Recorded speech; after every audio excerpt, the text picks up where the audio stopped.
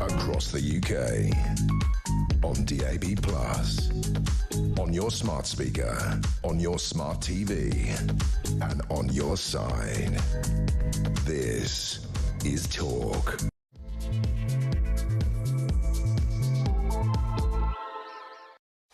There you are. Good evening and welcome to the Political Asylum right here on Talk. I am your genial host, Kevin O'Sullivan, and I'll be steering you through 3 thrilling hours of breaking news, challenging views and top-flight topical debate.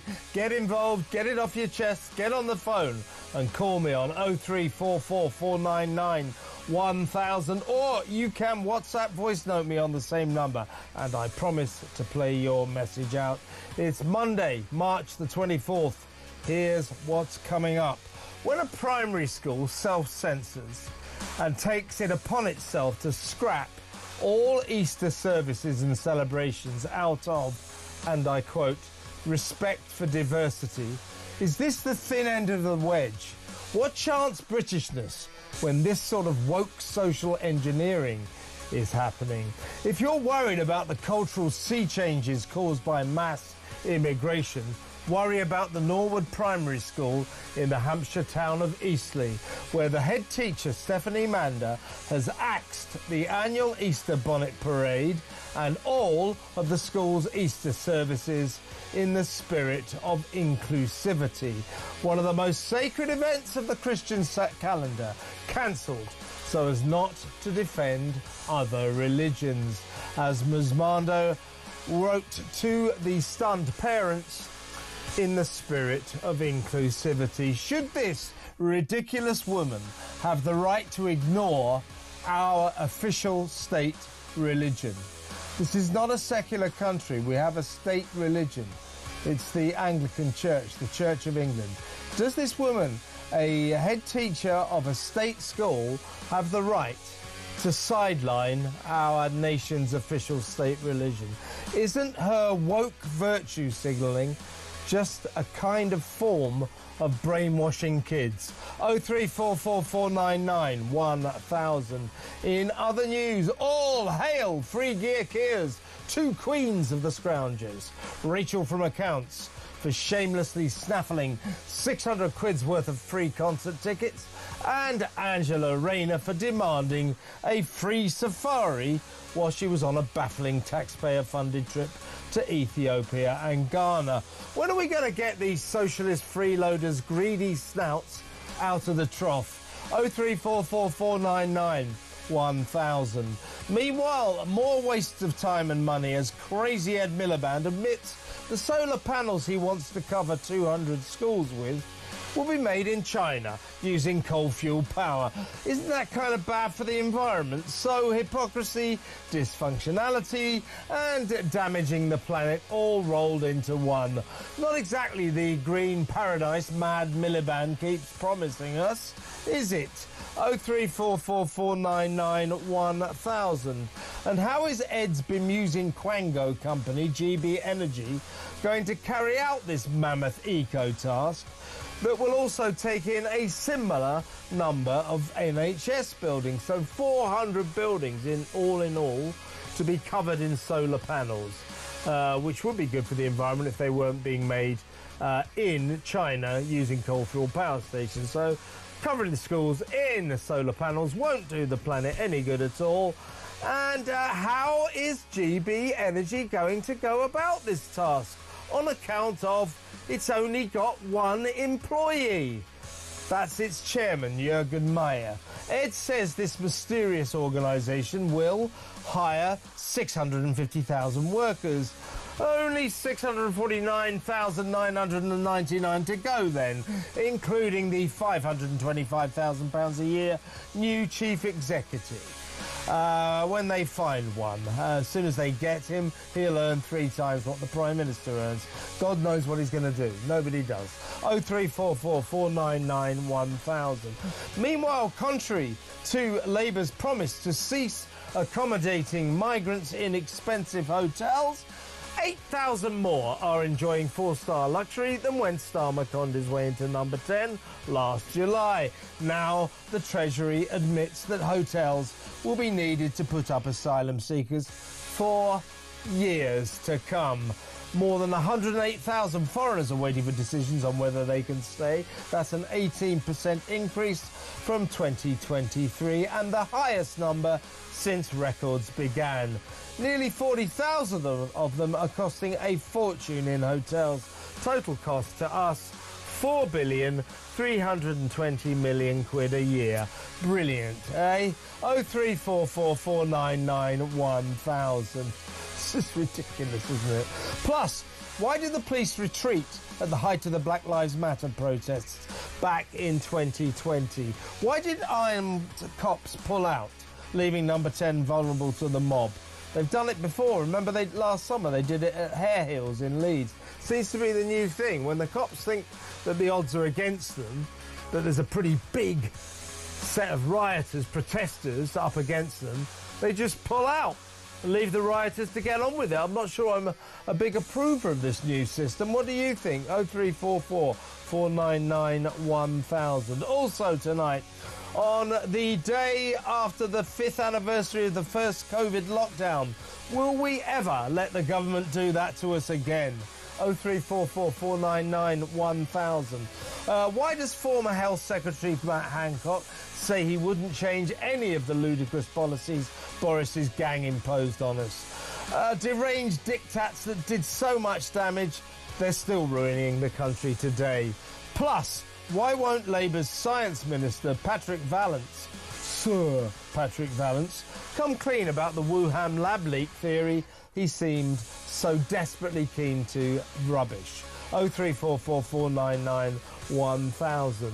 And finally, as Meghan Markle launches herself as a 2-bit sales influencer, find out what the former editor of Vanity Fair magazine thinks about Harry's social mountaineering wife. Spoiler alert, he's not a fan. All that and so much more, so don't go anywhere. Stick with me right here, right now on Talk, the home of free speech and common sense. Let's spend Monday night together. And for the first hour with me in the studio is my fellow Talk presenter and political and social commentator, of course, Russell Quirk. Welcome, Russell. Thank you. Good evening. Well, let's talk about, first off, we've got a lot to talk about, but first up, I think this is extremely disconcerting, and I do think this teacher is acting outside of her remit. The Norwood Primary School, just a normal state school primary school, looks like the classic picture of a traditional little British school in the provinces, in the rural regions. It's in the lovely town of Eastleigh in Hampshire. Anyway, the head teacher there, a woman called Stephanie Mander, has cancelled the Easter bonnet parade for the kids. Look at that. That's just a normal school, isn't it? But behind those gates lurks a virtue signaller who wants to cancel British tradition and British religion. She's the head teacher. So the Easter bonnet parade has been cancelled, and so has the school's Easter service after head teacher Stephanie Mander wrote to the parents, shocked parents, explaining that her state school's respect for diversity must prevail. She says that the religious services and the Easter bonnet parade, this is lovely, will be replaced by her pupils taking part in Refugee Week in June, whatever the hell that is. This is as her school, she explains, begins our journey, this is in quotes, our journey to become a credited school of sanctuary. What the hell is that? She says, by not holding specific religious celebrations, we aim to create a more inclusive atmosphere that honours and respects the beliefs of all our children and their families. I don't think, Russell, that Ms. Mander understands that this is not a secular country. We have a state religion. It is the Church of England, and as such it is every state school's responsibility, its actual lawful obligation to provide religious education lessons, and I would suggest also to stick by the faith that this school operates under. That's the Church of England, and cancelling Easter just to respect other religions, I think, is sacrilegious in this country. But Kev, the hypocrisy of this is written all over it, isn't it?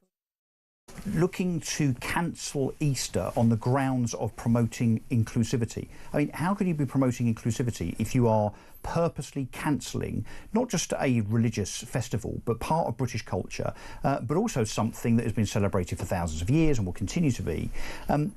This is part of our fabric. This is part of our very, very makeup. Now, it's part of our legal fabric. Well, legal, yes, it is. But legal, cultural, it's not societal. Yeah, no, Iraq 100%. is a secular society. But what I'm saying is it's the opposite of being inclusive. How can you use the words cancelling Easter parade and in the spirit of inclusivity in the same statement? Because it is the opposite of inclusivity. And can you imagine? Yeah, they always do this. Can you imagine inclusivity always means exclusivity. And when they talk about inclusivity, it always means excluding people. Well, it always means the operator is... What I'm worried about here is the legal obligations of this school and the fact that Ms. Manda doesn't seem to understand that the official religion of this country is the Church of England.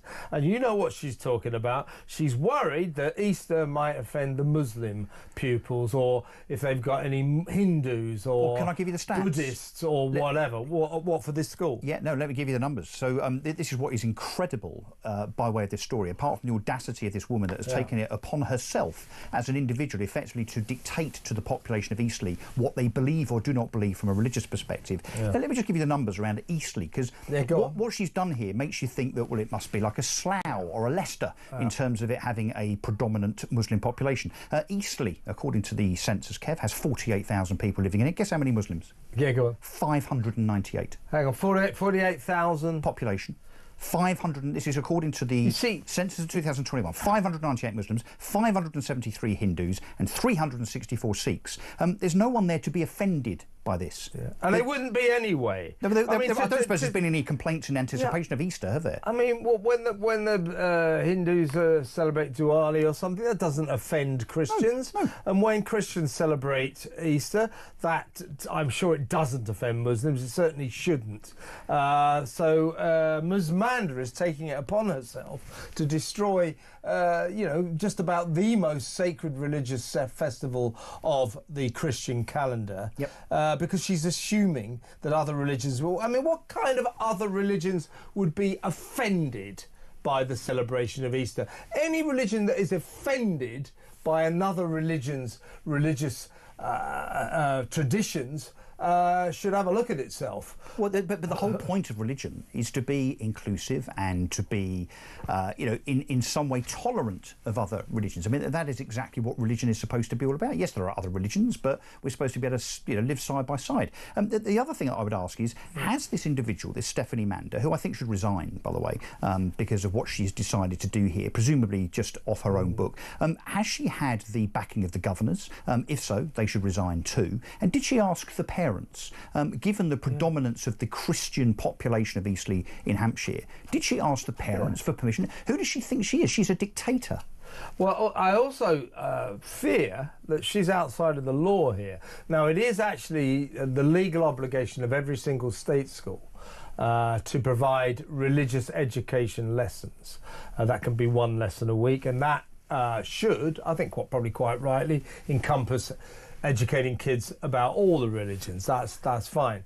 Now, in terms of religious service, actual religious, prayer, etc., I'm pretty certain they don't actually have any obligations.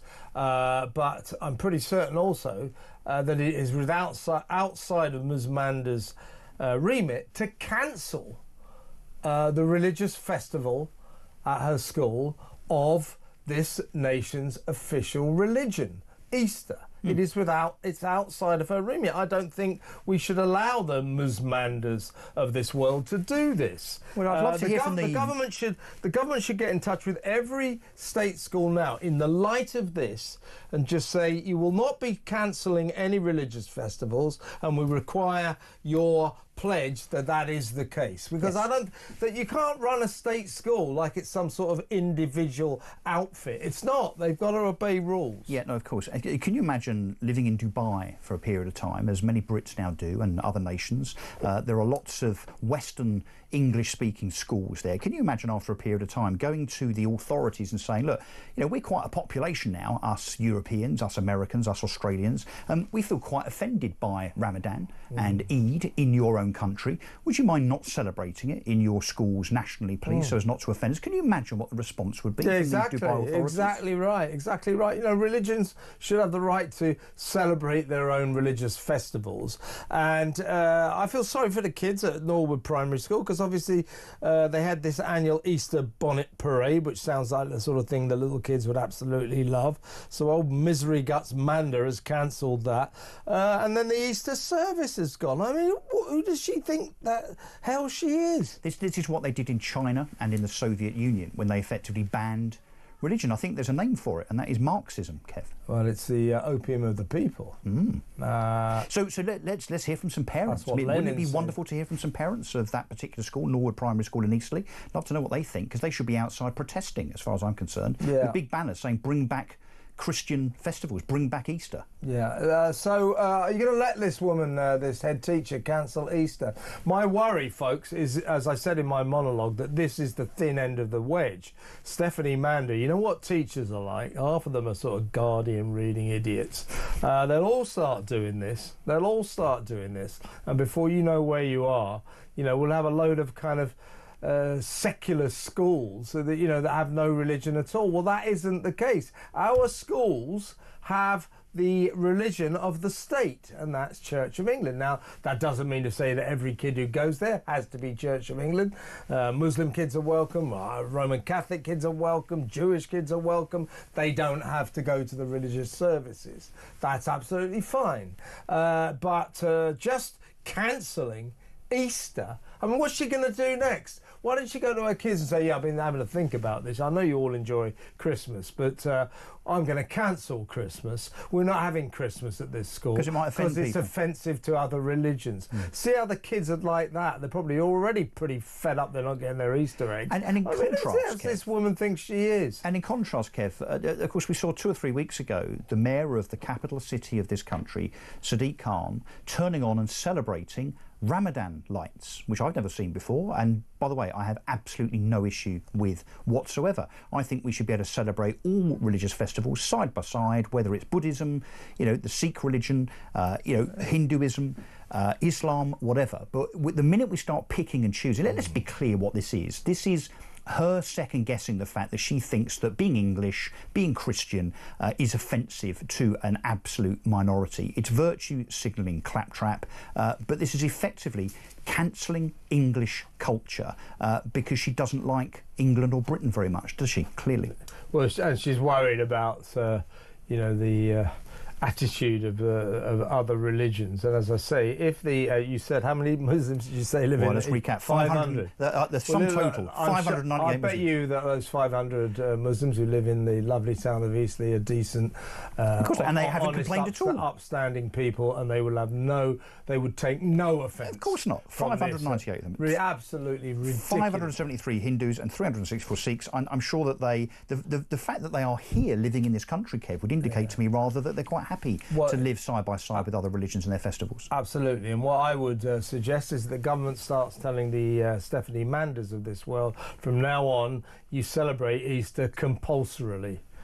Because that is the state religion. You're a state school, and it isn't your decision to cancel one of our premier Christian festivals. You are just a primary school head teacher.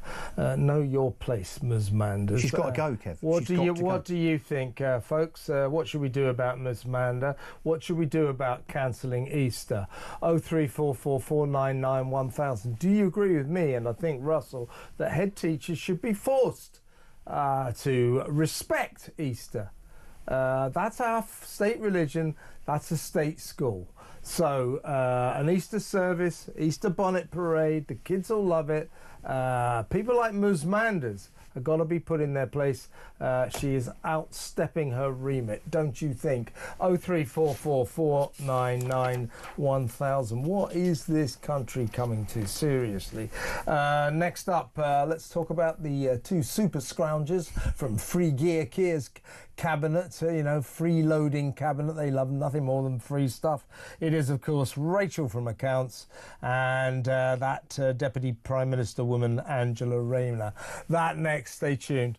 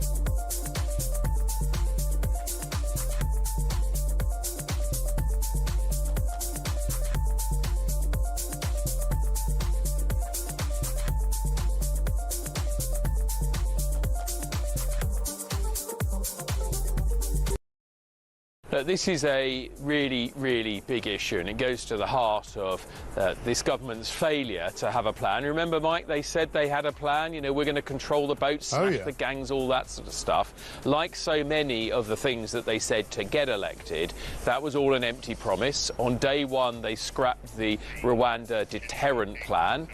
We've seen record levels of arrivals in small boats on their watch. And now they're starting to talk about having a similar plan.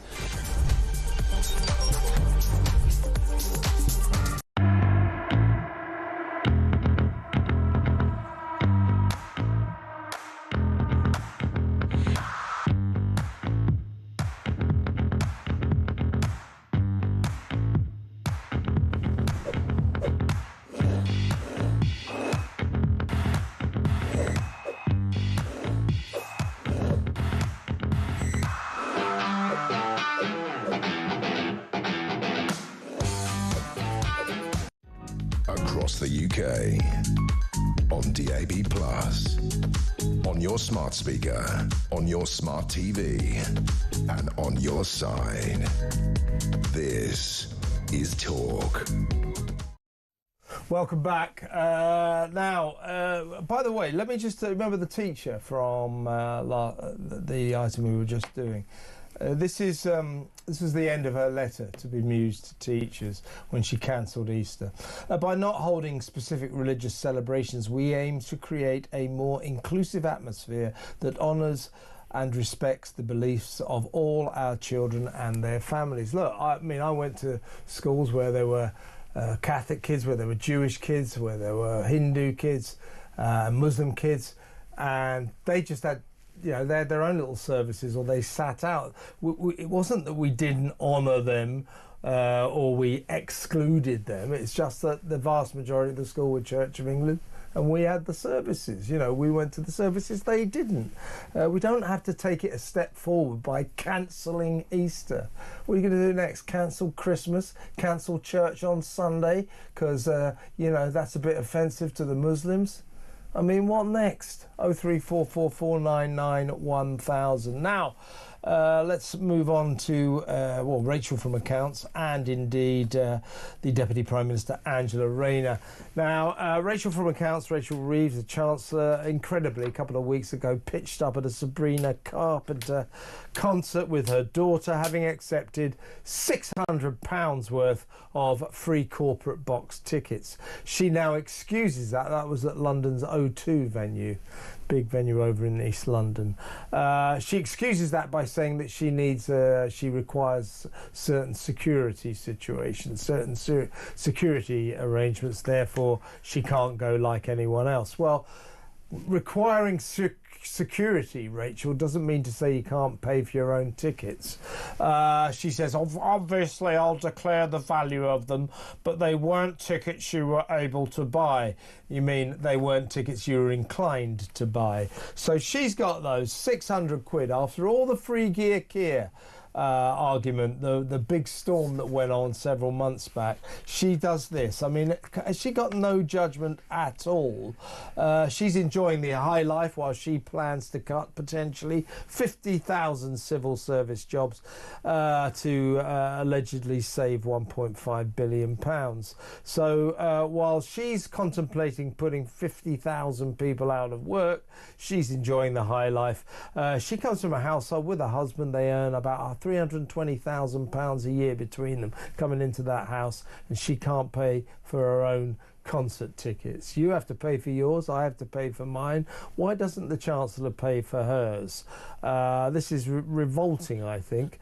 By the way, she was forced to vow not to accept any more complimentary clothes from Labour's Dr. Feelgood donor, Lord Wahid Ali, after it emerged that while Free Gear Care took about, I think it was about £28,000 worth of free stuff, Rachel took £7,500 worth of free clothes, so she was forced to say no more of that. But obviously when it comes to free concert tickets, hey, she's still got her snout in the trough. Should she be getting all of this free stuff? Meanwhile, we'll talk about that in a minute, but Angela Rayner, she's taking a free official visit to Ethiopia. I suppose that's okay, but during this free trip, it was only last month, she asked to go on a free safari. She's working. We'll talk about Angela in just a little while. Like I say, Russell, Rachel from Accounts, Angela Rayner, there is nothing more terrifying in politics than the spectacle of a socialist with an expense account. £600. I mean, has she got no judgment at all? They know is the answer to that question. Yes. Thank you. End the show. Bye. No judgment. Lousy Chancellor. We're going to find out a bit more about how lousy on Wednesday, where she backpedals on this disaster of an economy that she has overseen and provoked into a downturn, a decline. So no, she has absolutely no judgment whatsoever. Look, you know, she and the front bench, the government front bench, cannot surely have escaped seeing how serious it was in terms of political perception, in terms of the optics, I think is the political word, how this looked back in October when all of us, every radio station, every TV station, every newspaper, even the left-leaning likes of The Guardian and The Mirror were slating those Labour members having literally just got back into power and then decided to had to admit that they had decided to take all of these gifts, including Taylor Swift tickets, at great to an enormous cost. So she goes off and does it again. So of course, yes, she has no judgment. She's also very arrogant, I would say, because the fact that not 5 months ago was she in this position where she and Angela Rayner and Keir Starmer were trying to defend their position, having to pay back as I think Keir Starmer did, £6,000 worth of gifts at the time. Well, yes, because Starmer, it was like £18,000 worth of suits and fashionable glasses, and then £5,000 more for his wife Victoria. Yeah. Hence, she picked up the nickname Victoria Sponger. So Rachel Reeves and no doubt others have learnt nothing from that experience. I think she just doesn't care. I would say that there's a massive dollop of arrogance here in terms of she doesn't care, does she? No, she really doesn't. And maybe they think, look, we're 4 years away from an election. You'll all have forgotten about this. Well, believe me, we won't. I won't. I'm sure most of the newspapers and certainly Conservative, Reform and Lib Dem leaflets will not forget this. This is the epitome of champagne socialism. It is the epitome of noses in the trough. Again, I remind us, this lot have only been in government for a few months. I mean, how many more scandals can there be? And my final point, and I think probably the most important one of all of this, who on earth has paid for these tickets, Kevin?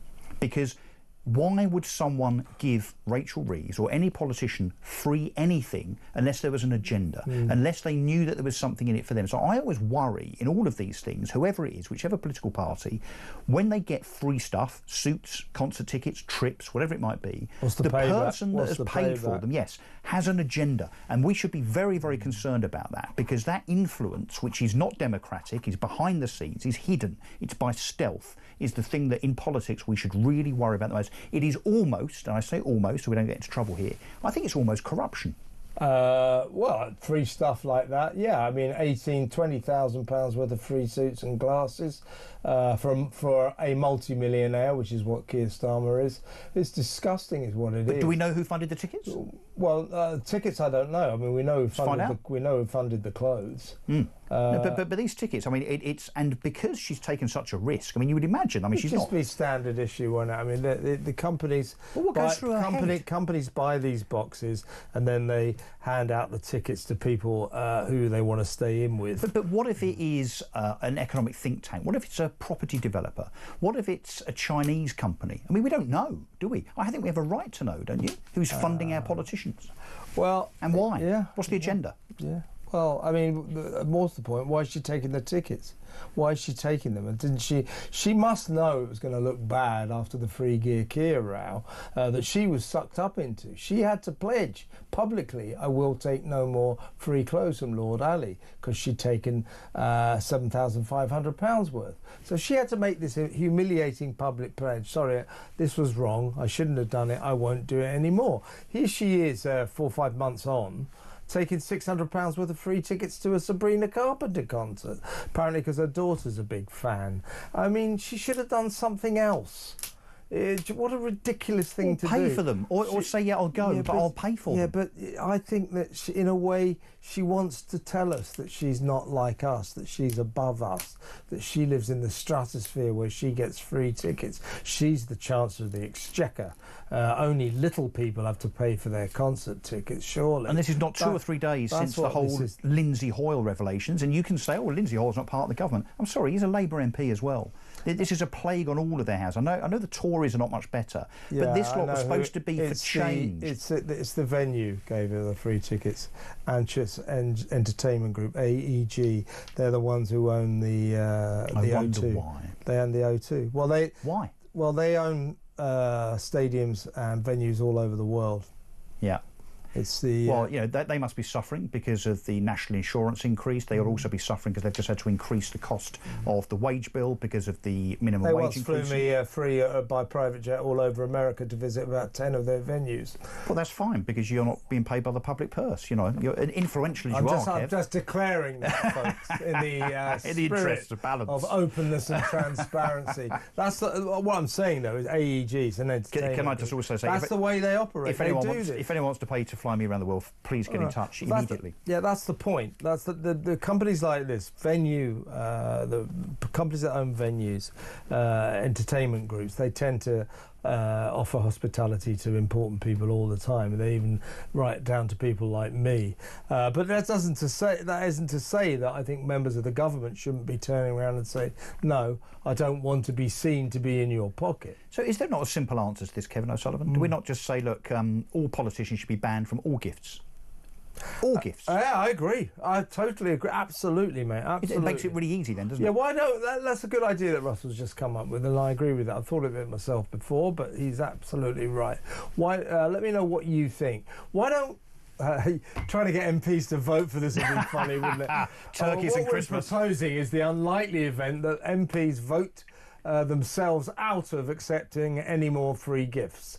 But it would be good, wouldn't it? No more freebies for MPs. No free tickets anywhere. No free clothes, no free glasses, no free clothes for the wife, no free trips, nothing.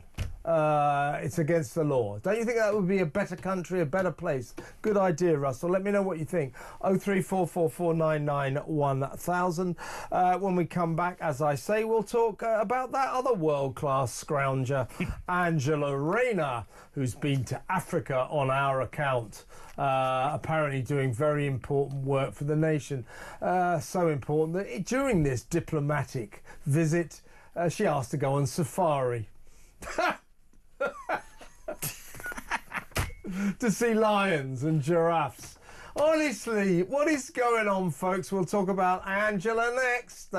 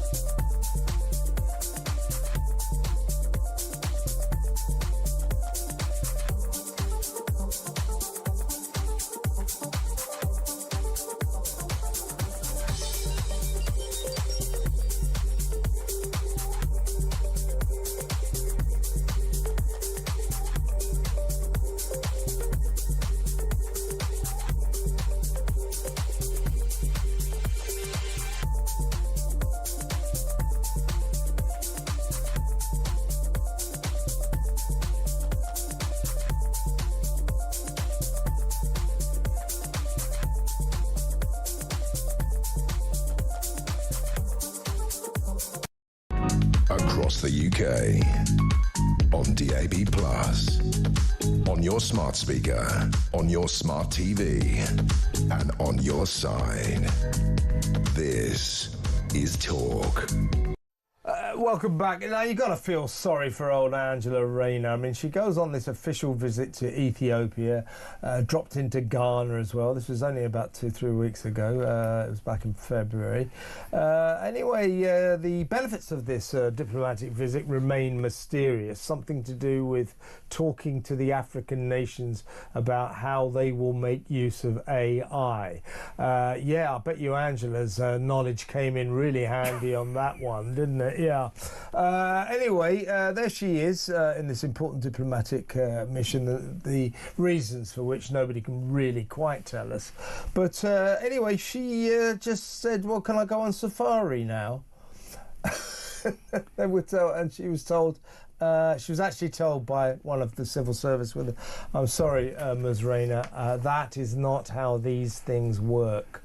The government spokesperson went on to explain the Deputy Prime Minister carried out diplomatic and humanitarian engagements to demonstrate the UK's commitment to the region and promote ambitions for partnerships and mutual economic growth. Yeah, right. The jaunt cost 20,000 quid. She didn't get her much requested safari. I would suggest that the 20,000 quid was just money down the drain. But what's going on? She's the housing secretary. A, what is she doing there in the first place? And B, who does she think she is asking for a safari? Well, if they'd sent some kind of tech wizard within the civil service, I suppose you could half believe this, but I'm not sure that, no disrespect to Ethiopia and Ghana, that they are known to be the kind of AI epicentre of the world. I'm not sure about that. I'm also not sure that, as you say, that Angela Rayner can contribute much, really, and particularly the second word in AI, of course, is intelligence, and I don't think that Angela Rayner is renowned for being conducive with that particular word, is she? So it seems like a bit of a jolly up, doesn't it? You know those sales things that public and private companies put on, where they take you away to the Bahamas for 5 days, but they say, look, you've got to come into a room for about an hour and a half, listen to the CEO talking, but then for the rest of the 4.5 day trip, you can do what you want, and that way we can put it down as a business expense.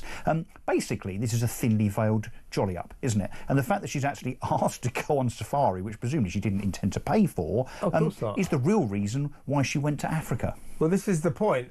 This feeds into our Just Stop Oil campaign.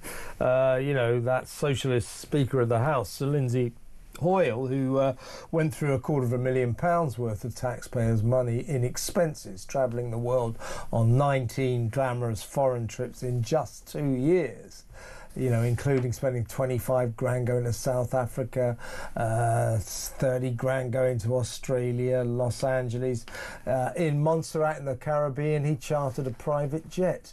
In LA and Australia, he spent thousands and thousands of pounds hiring chauffeur-driven limousines, staying in £900 a night hotels, spending £300-400 on meals. Went to the Cayman Islands. It's called a fact-finding trip. Why does the Speaker of the House, in the mother of all parliaments, the very first sacred parliament, Britain's parliament, why does the Speaker need to go to a little place like the Cayman Islands to find facts? Fact-finding information. You know, all these trips to very nice places, I know, where the sun shines. Never went to Belgium or Siberia or anywhere like that. Always the Cayman Islands, Montserrat, Los Angeles, Australia. Went to Gibraltar 4 times. So we want to know what is being done about that. We're calling for an investigation into Sir Lindsay Hoyle's spending of taxpayers' money on these glamorous joints. I don't think he needs to go on any of them whatsoever. So why is our money being wasted like this? We can't get any MPs to call for an investigation because they're terrified of the Speaker. Because if they get on the wrong side of him, he won't call them to make their little speeches from the back benches that they think will propel them to high office. Or with which they then can write another election leaflet the following week. The other point here is that Kevin Hollinrake, actually, is the Shadow Housing Secretary, makes a really good point. And I suppose we could say that the likes of, Keir Starmer going away as many times as he has, and as many times as he did in the first few weeks and months of his premiership, rather sets a precedent for the rest of the front bench, it seems. But Kevin Hollinrake says you'd think that she would have enough on her plate dealing with the realities of setting a totally unrealistic target of building 1.5 million homes, abolishing every district and county council in England, and trying to save the high street from the disastrous impact of massive tax hikes. She's got a point, isn't she? She's got a lot on her plate. She's got a big job. She's overseeing some disastrous stuff here, actually, in terms of the country's inability to build homes, and also this devolution thing amongst councils, which basically is, as a consequence, cancelled, 12 local and regional elections next month or in May. So, yes, she should be here working rather than trying to spin a free trip to see zebras and giraffes. Well, they'll tell us it was a very important mission, very important diplomatic mission, and great things were achieved, and fact-finding, all that crap. It's not true. It's just basically a jolly. And I think with the Just Stop Oil campaign and all the other freebies that these MPs get, that we pay for, we've got to do something about it. These people are taking us for a ride. They really are. They're taking the public purse, putting it in their own pockets, and living the life of Riley, living the high life while we'll all struggle by. Got to stop, folks. It's got to stop. No more sending the speakers on 19 glamorous trips costing like £25,000 for 4 days. It's ridiculous. It's ridiculous, and it's got to stop.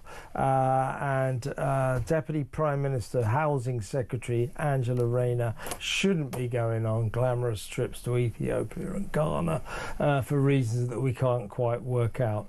The Deputy Prime Minister carried out diplomatic and humanitarian engagements to demonstrate the UK's commitment to the region and promote ambitions for partnerships and mutual economic growth.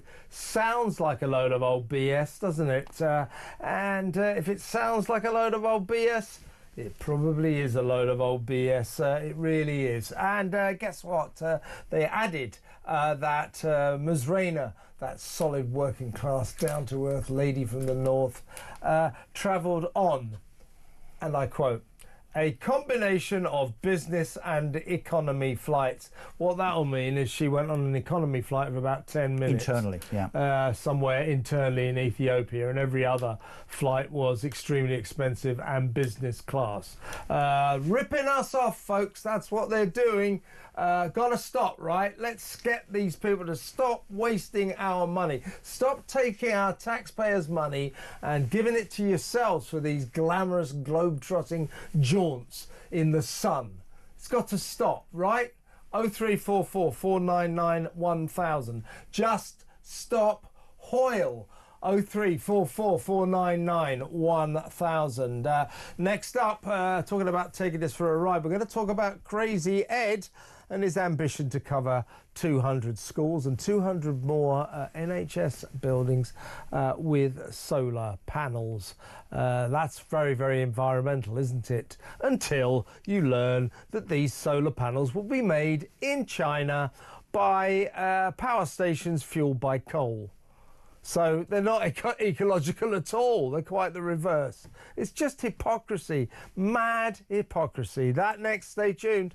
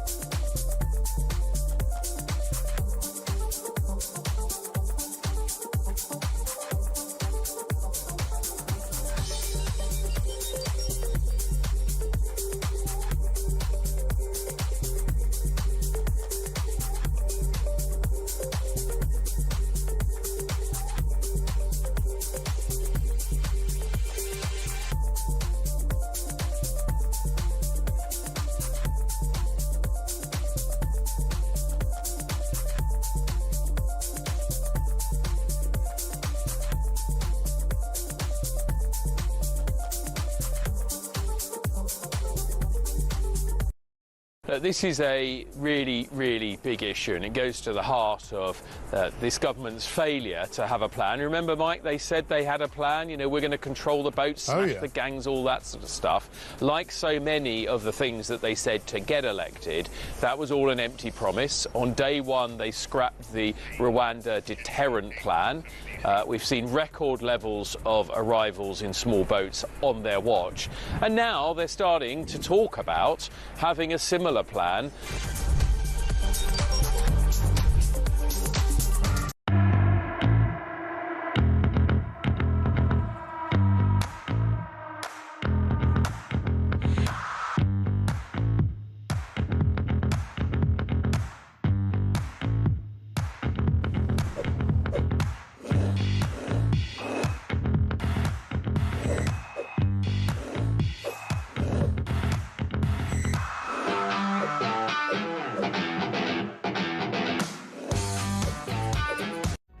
Across the UK, on DAB+, on your smart speaker, on your smart TV, and on your side. This is Talk.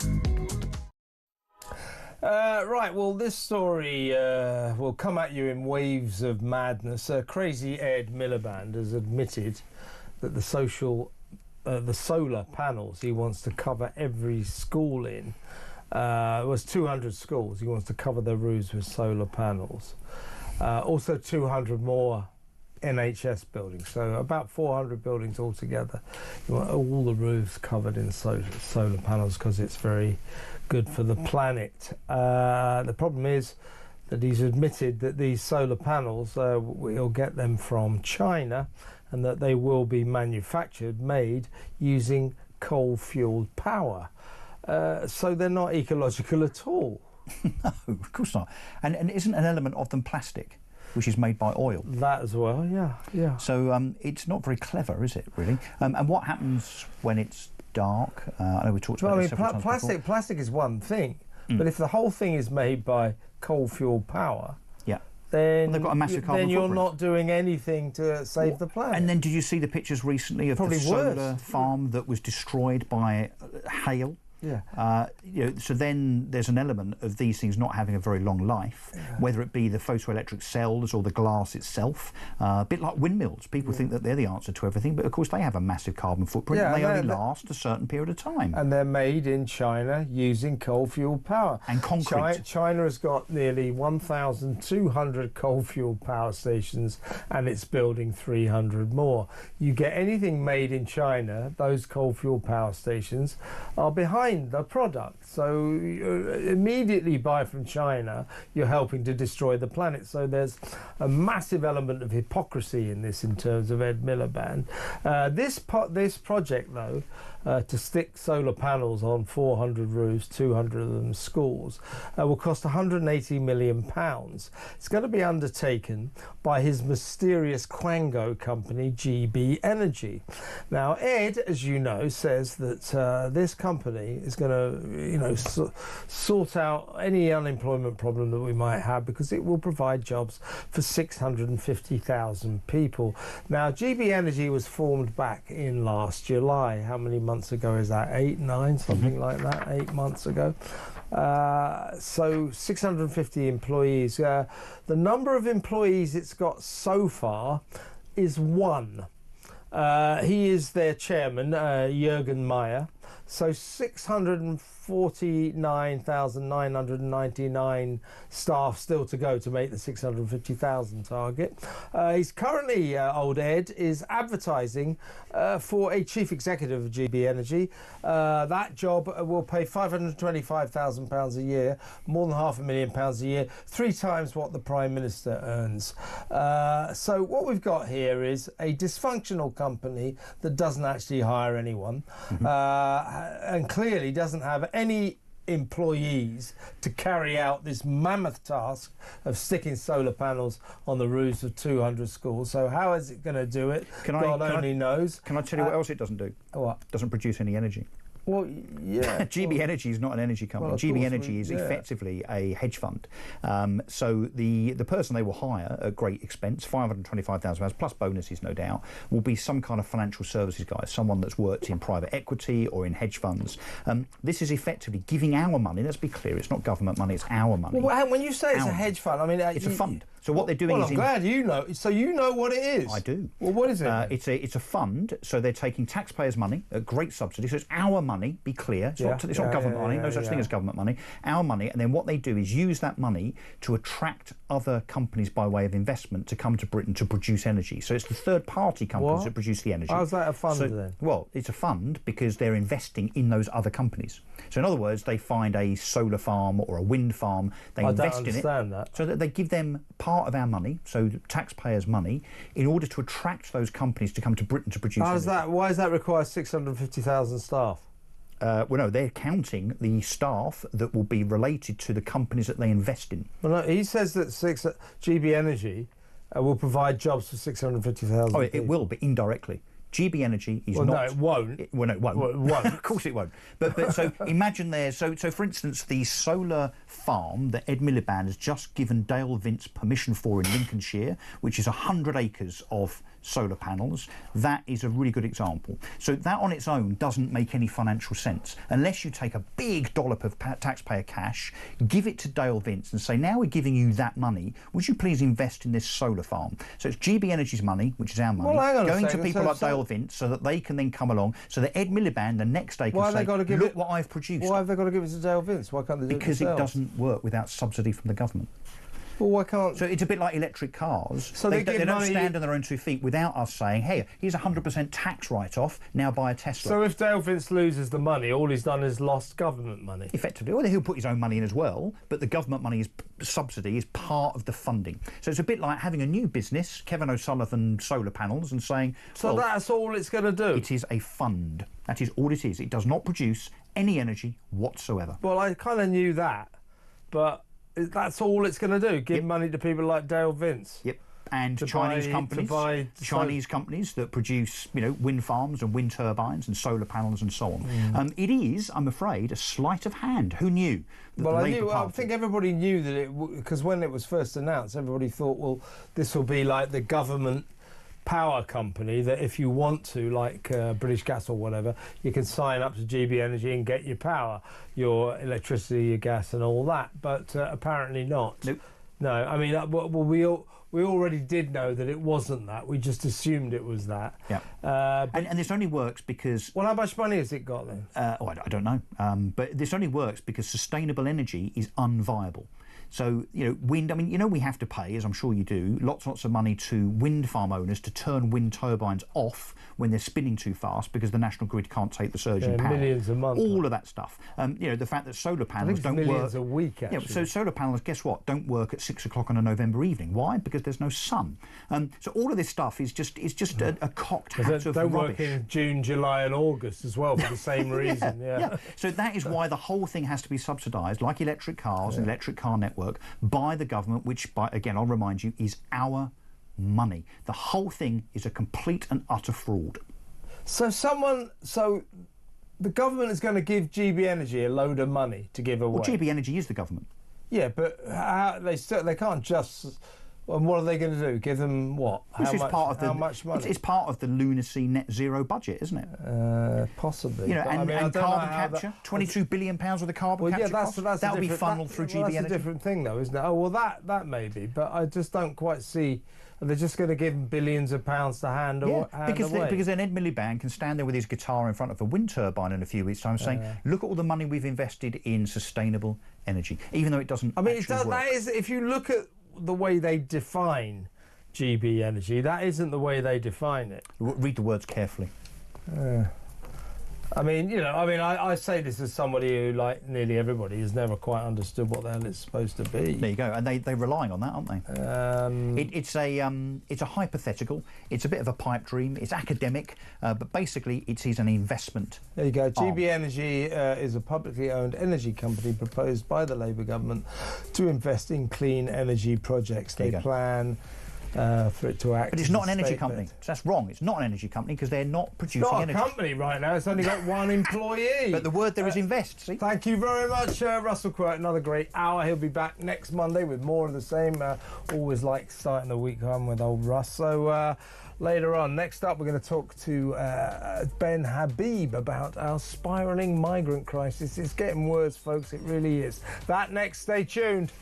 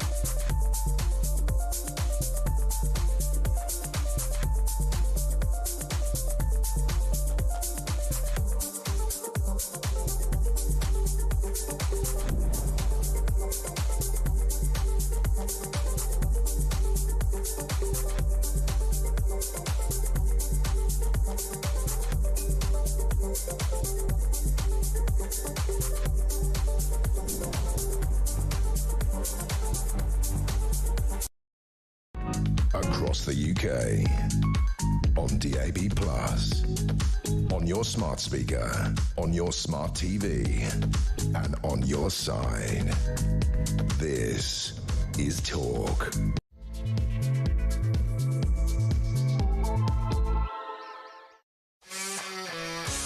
Welcome back. This is the second hour of tonight's Political Asylum. Later on in the show at 9 o'clock, we'll be talking to Kinsey Schofield about the latest developments in the eventful life of Meghan Markle. The former editor of Vanity Fair, America's prestigious Vanity Fair magazine, Graydon Carter, has spoken out about the prince's wife. And he's not very complimentary. You want to hear what he has to say about her. It's kind of on the money, if you ask me. So that later on. But first, let's talk about a couple of important stories. Our asylum seeker crisis is getting worse and worse and worse. Now, the Treasury has admitted that contrary to Labour's promise not to accommodate migrants in expensive hotels, hotels actually will be used for that very purpose for years to come. They will have to be. So there goes Labour's promise. In fact, there are 8,000 more asylum seekers in hotels than when Labour came to power on July the 5th. And almost 40,000 foreigners. Hotel bills are now being paid for by British taxpayers, and that is costing us an absolute fortune. Nearly 110,000 asylum seekers around the country in all are waiting for decisions on whether or not they can stay. So the amounts involved are absolutely eye-watering. Let's go straight across to an expert in this field. He is, of course, the chairman of the Great British PAC, Ben Habib. Welcome, Ben. Good evening, Kevin. Good to see you. Yeah, always a pleasure. Now, let's talk about the migrant crisis. Obviously, it goes from bad to worse. We've had people coming across every day since, I think, last Wednesday. The most recent, 335, I think, came across yesterday. We've had hundreds coming across every day since Wednesday. Nothing is stopping them whatsoever. But one of the big pledges of this government was that it didn't make a big thing about how it was going to stop the migrant boats coming altogether, but it said it would make the whole process much more economic for the people, the long-suffering taxpayers of this country, who were paying out at one point about £7.5 million every night to keep foreigners in hotels, foreigners who broke into this country illegally. They said, well, what we're going to do, we're going to stop using hotels, no more of this four-star luxury.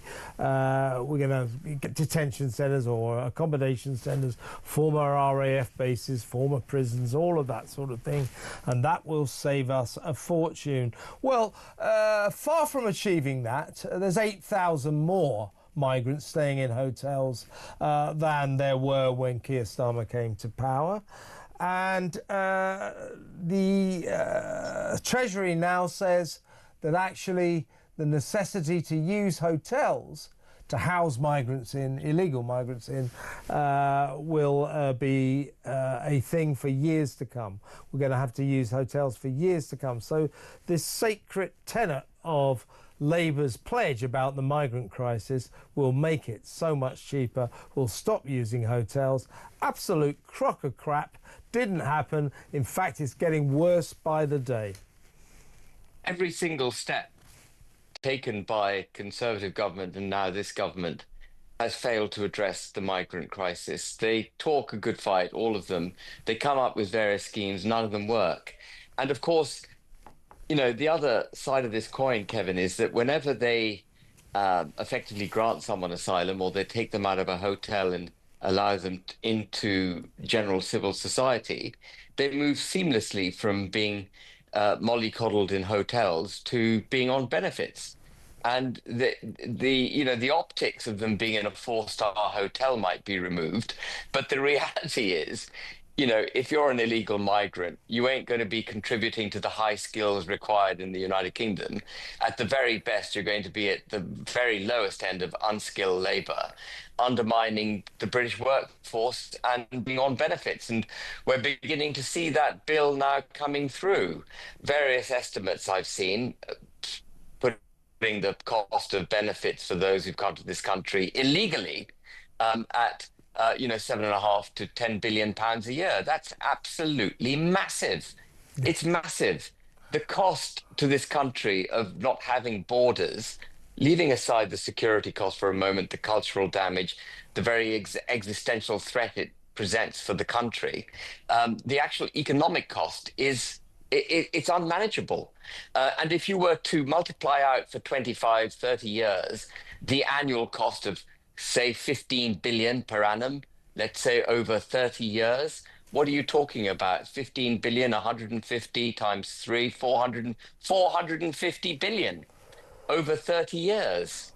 That's a quarter of our GDP gone in housing people who shouldn't be here, looking after people who shouldn't be here. A quarter of 1 year's GDP gone completely because we haven't controlled our borders. But you know, we talk about the economic damage. Actually, I'm much, much more concerned, or at least, I'm much more concerned about the damage it's doing to our society, the damage it's doing to the fabric of cultural integrity in this country, the judicial system, our criminal justice system, the settlement of the British people. I'm much more concerned about that because the nation state of the United Kingdom is being set aside through unbridled illegal migration and, of course, legal migration.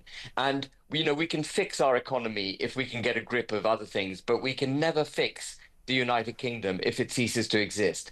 And that's what we're seeing happening, Kevin. Culturally, it's having a tremendous effect on this country.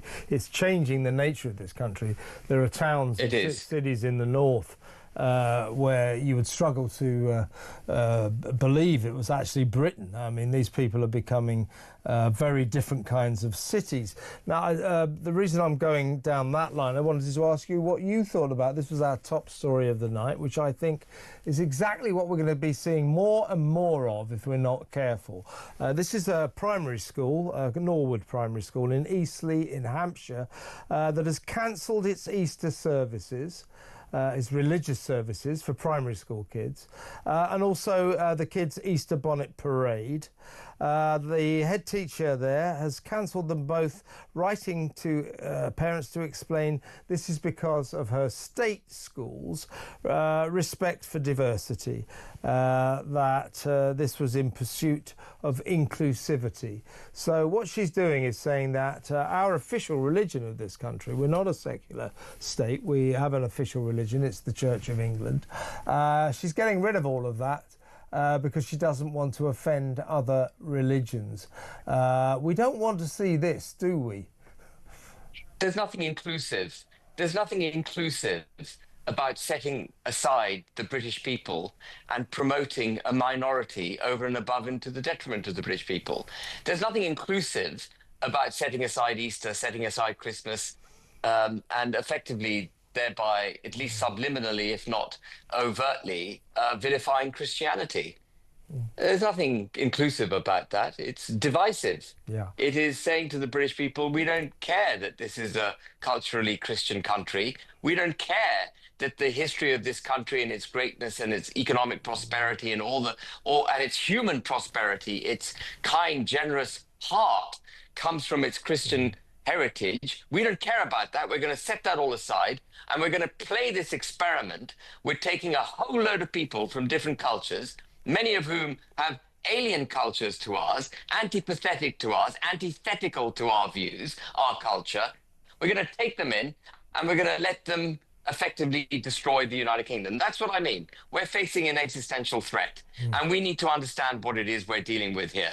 And this notion that primary schools and other institutions, that are not alone, would stop practicing Christian festivals in the pursuit of inclusivity is nothing of the sort. It is just the destruction of this country. That's what we're seeing. And also the idea, this is our official religion here is Church of England. The idea that our religious festivals, our religious ceremonies and celebrations would somehow be a standing insult to offend, Islam or to offend Hindus or Buddhists, whoever. That's a ludicrous proposition in the first place. Absolutely. But what we've got here with this head teacher, name of Stephanie Manders, is classic, this middle-class angst that somehow or other Britishness, British tradition, British religion must be subjugated. We mustn't offend foreigners because of our traditions. It is this kind of self-flagellating, self-harming subjugation of our own culture by Guardian readers that is one of our central problems, I think. I think we should stand up for ourselves, don't you? Absolutely. And it's gone beyond just being a sort of social fad amongst the absurdly left-wing group to be anti-British. It's actually now embedded in our legislation, in our regulations. We're obliged to progressively discriminate.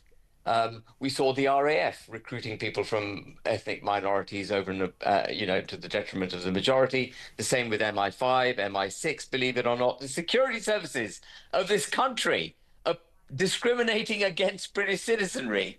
Can you imagine? I'm afraid I can these days, Ben. You wouldn't have thought it 20 years ago, but this country is going to the dogs. And as we're making clear, one of the central reasons is this ongoing invasion of illegal foreigners, migrants coming across the channel. Also, of course, not to mention the million or so a year who come here legally every single year, which is off the scale insane. But in terms of our illegal migrants, we've got 108,000 of them. That is costing us basically these basic costs. The true cost will be a lot more. But on the most basic level, our standing asylum seekers waiting for a decision on whether or not they can stay right now are costing us about £4.5 billion a year. These are people who broke into the country illegally, and we just go, well, here's a free hotel, here's 45 quid a week, here's free lawyers, free doctors, free dentists, free trips to the zoo, free trips to the local football stadium, free hotels, everything you want, free food. Why are we treating people who broke our laws as if they're esteemed and honoured guests? Why are we doing that? I think that the root of the problem, I think, by the way, the cost is much more than £4.5 billion. That's what they're saying. That's very basic. That's at the rate of £40,000 a year. But that's purely in terms of their food and their accommodation. When you start talking about infrastructure as well, we are spending, I would suggest, 11-15 billion pounds a year. Yeah, minimum. And but I think the root of the problem here is the Human Rights Act. And what we've elevated into cultural existence is this belief that everyone is equal, no matter where you come from in the world, and that being a British citizen actually affords you no specific privileges in this country. Everyone has exactly the same right. Indeed, because they're ethnic minorities, we need to progressively discriminate in their favour, put a protective blanket around them, and make sure that they're comfortable, employed, and well looked after, etc. Because otherwise, it would be totally unfair on these poor people who've come to this country, and it's infected us. What we've forgotten is what it means to be British. What are the advantages of being a British citizen? What's the point of being a British citizen if your government doesn't look after you first and foremost? What's the point? What's the point of you and me and others listening on this show working our socks off, paying our taxes for the protection and promotion of this country if our government doesn't do that, that it's actually championing the interests of foreigners over and above and to our detriment?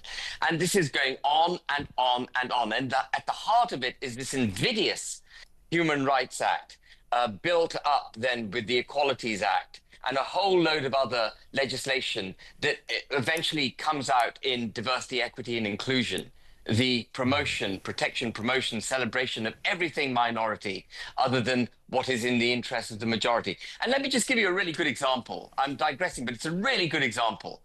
For 100 years, women fought for their emancipation in this country. They fought to get the vote. They fought to get equal rights in the workplace. They fought for equal wages, etc. And that same sense of liberalism, the same liberalism that afforded women those rights, is now saying, actually, if you're a Muslim woman and you come to this country, because we want to be liberal in the extreme, we will let you wear a niqab. We will let you effectively get rid of all the rights that were afforded to women in this country through decades and hundreds of years of battling. We'll let you set them aside and go back to being repressed. In the pursuit of liberalism, we are now letting women get oppressed in our own country. When you see a woman walking down the street in a niqab, and I'm not being offensive to anyone who wears a niqab, this is just a matter of fact. You are being held back in life. You are covering yourself up. You are being hidden from society. That's literally what's happening. It's the outward repression of a woman. And it's that liberalism that allowed women into the workplace on equal terms that is now setting aside women. We've got to get a grip of the way we think, because we're losing the plot. I totally agree. And just before we move on, we need to talk about what the government are actually doing about this spiralling crisis. As I say, last few days they've been coming over since last Wednesday at the rate of 200 and 300 every single day. So that dreaded moment we'd always feared, the onset of summer, nice in some ways, but in terms of the migrants, when the weather gets better, they absolutely pour over. So it's going to get worse and worse and worse. Meanwhile, we have a government that is doing absolutely nothing about it. Nothing whatsoever. Just droning on about smashing the people smuggling gangs. Well, it's all very well to say you're going to smash the people smuggling gangs. I don't think that's the right strategy anyway, but it might help if you actually caught maybe even just one gang. They haven't caught anybody yet. No. They've been going on about this since July. We're going to smash the people smuggling gangs. Well, find one, smash one. And when you do, we will find out just how empty that strategy is, because smashing the gangs is pointless. What you've got to do is smash the demand. This is a supply and demand situation. As long as there are migrants converging on the north coast of France, there will be people smuggling gangs to profit from them. The only way to stop the gangs is to stop the migrants. Then they won't have any customers. But our government is basically not even talking about it at all, let alone addressing it sensibly. Kevin, we need very old-fashioned physical border enforcement. We need a border force that actually will apply force at the border and to stop the dinghies. And I don't buy this argument that the dinghies are incapable of being stopped. That's nonsense. Since when can the British Navy not stop a dinghy? If we can't stop a dinghy, how the hell are we going to go to war with Putin? You know, we want to put boots on the ground in Ukraine, but we can't protect our own country from dinghies. Well, they It's do absurd. stop them, though, Ben. They do stop the boats in order to hitch them to the RNLI lifeboats or the Border Force boats so they can tow them into Britain. Yeah. It's perfectly safe, apparently, to hitch these dinghies and these small boats to British craft to tow them into Britain. But if you turn them round and you tow them back to France, that's apparently lethal. Yeah, it's apparently lethal. So the notion that these people should take a bit of self-responsibility for their decision to get in a dinghy and make the journey from France to the United Kingdom, that they should take responsibility for that and therefore be required to turn around and go back to France, that notion is, again, I think, undermined by this ridiculous Human Rights Act. You know, this notion that, you know, we just got to protect all life irrespective of, you know, the threat that it presents to our society. And what I say to people who says, you know, people say, Ben, you would endanger their lives in the Channel if you try to stop them. Well, we are endangering British citizens' lives by allowing thousands of people into this country about whom we know nothing. And we see rapes, we see attacks, we see murders. And let me tell you where this is going to end, Kevin. Increasingly, and we're already seeing it, people are going to be calling for more draconian policing, identity cards, and we're going to give up our civil liberties in the pursuit of law and order to face the enemy within, because we imported it. Exactly. It's absurd. The Tony Blair line, if you want to control the migrant crisis, you'll need to have identification cards. Yeah. No thanks, Tony. I don't think we do. But you're right. The lefties, people like Blair, will use the crisis to try to push their own repressive, controlling policies, and we've got to be careful there. Listen, when we come back, Ben, we're going to talk about the police. This extraordinary story that in 2020, when Black Lives Matter were rioting through the streets of London, protesting outside Downing Street, the police retreated and pulled out and left the BLM protesters to it. What was that all about? We'll discuss that next. Stay tuned.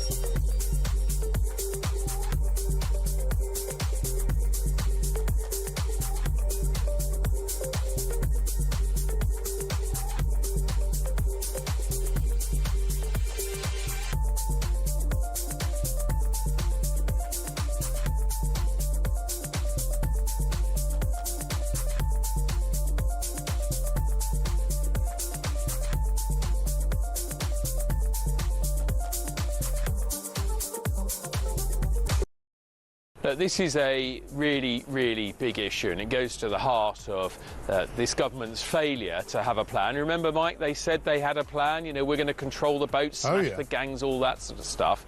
Like so many of the things that they said to get elected, that was all an empty promise. On day one, they scrapped the Rwanda deterrent plan. We've seen record levels of arrivals in small boats on their watch. And now they're starting to talk about having a similar plan.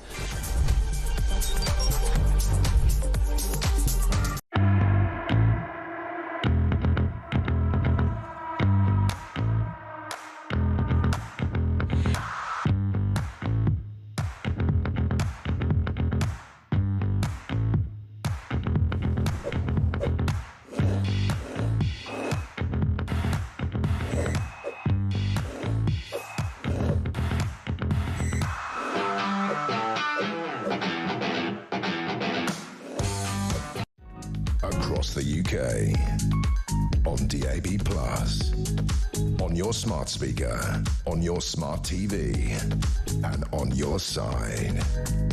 This is Talk. Welcome back. I'm still with the chairman of the Great British PAC, Ben Habib. Ben, this is worrying. Back in 2020, the Black Lives Matter group were protesting against racism, and this is 2020, central London, all around Downing Street. Well, that's when Boris Johnson was Prime Minister, and apparently so sort of volatile was the crowd, so large was the crowd, that police chiefs feared that the crowd could get hold of, could perhaps capture some of the armed officers who protect Downing Street and take their weapons. So as such, some senior cop made the decision to pull the armed policemen away from Downing Street. They effectively retreated because they felt that the size of the mob rioting was too big for them to control. And that they might lose their weapons there. Well, I don't think that's any reason for the police to pull out. We need to know that the police will defend their duty, will maintain their duty. Their duty was to protect Downing Street, protect the Downing Street staff, protect the Prime Minister and his family, and they just pulled out because they didn't fancy the odds. Now, this has been revealed because PC Nicky Vernon, WPC Nicky Vernon, is a horse copper. She was that famous copper who got knocked off her horse. Of course, was called Rocky, by the way. And she hit a traffic light. Thugs threw objects at them. Now, she suffered neck and back injuries, and she's now suing Scotland Yard and the Met for this decision to pull out armed protection officers, saying you basically left people like me, the public, the Prime Minister, you left us vulnerable to this vast mob. Now, what worries me about this, we saw this in the summer. Do you remember the riots in Hare Hills in Leeds, the Hare Hills district of Leeds? The police left. Yeah, it was about 7 o'clock in the evening. The riots started about 5:30. They were kind of ethnic riots. The police pulled out around about 7 o'clock and didn't come back until 1 a.m. They left the rioters to get on with it for about 5 hours of sheer destruction. So this new thing about the coppers, they take a look at the riots, say, hang on, there's a bit too many of them. I think we're out of here. Let's go. That is not a good development in terms of British policing, is it?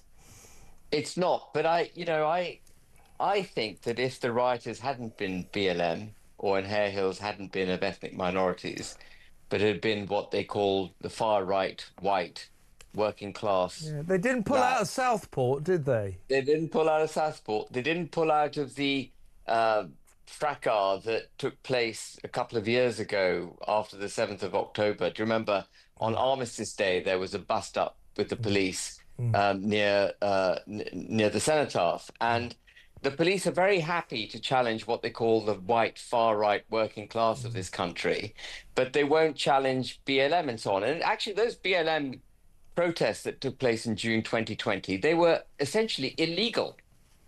Right from the word go, they were illegal because they were mass gatherings of people when they should have been locked up at home. Do you remember? Yes, of If course. you had an anti-lockdown march, you were busted up. And again, the police had no qualms about busting you up if you were there protesting against lockdowns. But BLM got different treatment. And you might also recall police taking the knee to the protesters in BLM. They literally took the knee, literally, physically took the knee. And Keir Starmer took the knee at the time. Yeah, they took the knee about 2 weeks after this. That was Keir Starmer and Angela Rayner. Remember that notorious shot of them bending down, taking the knee for an organisation, Black Lives Matter, supposed to stand for, BLM stands for Black Lives Matter, but we subsequently found out it actually stands for Buy Large Mansions, which is what the leadership seemed to do with all the donations they were getting. They went out and bought themselves flashy mansions in California. So not a particularly impressive organisation, to say the least. And you're right. We didn't see the police capitulating to the white working class protesters in Southport and across the country during the summer as a reaction to the Southport killings. We didn't see the police pulling out when the white working class people were rioting. Yeah, two-tier policing this is, isn't it? It is. It's two-tier policing. That's what it comes back to. And it's part of what we were discussing in the first bit of this my first stint on the program, which is all about how minorities are given a protective blanket and the majority are just ignored or put down. And I mean, I'll never forget Keir Starmer getting on the airwaves after those wonderful, beautiful little girls were absolutely bloody murder of those little children. Yeah. And categorizing all those who were protesting is far right. Far right thugs. Far right thugs. Far right thugs. How the hell did he get to that conclusion without any one of them being arrested, put on trial and questioned and, being convicted? He reached that conclusion, and he reached the conclusion that they were all guilty. And he reached the conclusion that he should direct the entire criminal justice system against them without a shred of bloody evidence. Yeah. And it's testimony to the man that he is so corrupted in his soul that he allows his political prejudices to govern the country. And we see that with the BLM thing. We see it with Extinction Rebellion. They don't get challenged in the same way that other protests get challenged. Judges habitually acquit them because they're trying to save the planet. So they're allowed to break the law in order to save the planet. And can I just say one more thing? The Sentencing Council came out the other day saying ethnic minorities should also get a break when it comes to sentencing. Yeah. Why? The whole point about justice, the whole point about the criminal justice system is that it should be blind. Exactly. It should apply justice equally to everyone. Exactly right. And I think what the justice system should have a look into its own dark soul about is this. It must never allow a prime minister to direct it, as he clearly did. He clearly told them, I want those white working class protesters, I want them in court like in 2 days flat, I want them sentenced in 4 days flat, and I want them in jail in 5 days flat, even though every other defendant in the country, every other suspect in the country was having to wait for 2 years before they get to court. So absolute classic two-tier justice, and the magistrates and the judges did what the Prime Minister told them. I don't ever want to see that again. That is not a normal, free democracy in action. That's the actions of a tyranny, of a dictatorship. It is. And that's where we talked about liberalism and how it got us into this trouble. That's where ultimately liberalism ends up. Because you afford the individual so many rights that in the end, when the system has to react to try and control individuals, it becomes draconian. It becomes illiberal. Liberalism leads to dictatorship and illiberalism, and we're going too far. Democracy needs to come to the centre of our governance system again. And last question, Ben. I mean, what's to be done about this? I mean, the two-tier policing, the migrant crisis, both of them scandals that are getting worse and worse and worse, and we have a government that basically wants to stick its fingers in its ears and act like they're not happening. What are we going to do to try to get them to at least address these very serious national crises? Well, the Great British Political Action Committee, of which I'm chairman, is going to be coming up with a whole load of policies, candidates who are capable of delivering those policies, and draft legislation to repeal all the rubbish that has been put into our statute books over the last 30 years, starting with the Human Rights Act in 1998, the Equalities Act, I can't remember the exact year, 2008, I think, and all its progeny. They all have to go, and we've got to come back to the very basic principle that all people are equal, there cannot be any progressive discrimination, and that in the United Kingdom, it's British citizens who come first. It's very simple. Just go back to that principle and everything else sorts itself out. British citizens come first, indeed. Great words, Ben. Great to talk to you as always. Thank you so much. Ben Habib there, chairman of the Great British PAC. Is he right? Should British citizens come first? It's a ridiculous question to have to ask. Of course they should, but we're not coming first, are we? We're being made second place at best, last place usually. We have a system now that seems to favour anybody that isn't British. Foreigners, Muslims, Hindus, Sikhs. As long as you're not British or Christian, the British system is for you. If you're white, Christian, traditional British, our system doesn't want to know about us, does it? You know, it should be helping everybody. I'm not trying to say that Muslims and Hindus shouldn't be helped by our system. They should, in exactly the same as the rest of us should be. As Ben just said, justice, the way that a democracy works, it should be colourblind. It should be blind. It doesn't matter what colour, creed, or caste or race you are, or class you are. We should all be treated the same under the eyes of this nation and under the eyes of the law. But we're not, are we? It's two-tier justice and favouritism for anybody who turns up here illegally and claims that and demands the right to stay. Oh, of course you can. Yeah, here's some money. Here's a lawyer. Here's a doctor. When are we going to get real and stop doing this? It's ridiculous, isn't it? 03444991000. Take some of your calls when we come back. Stay where you are.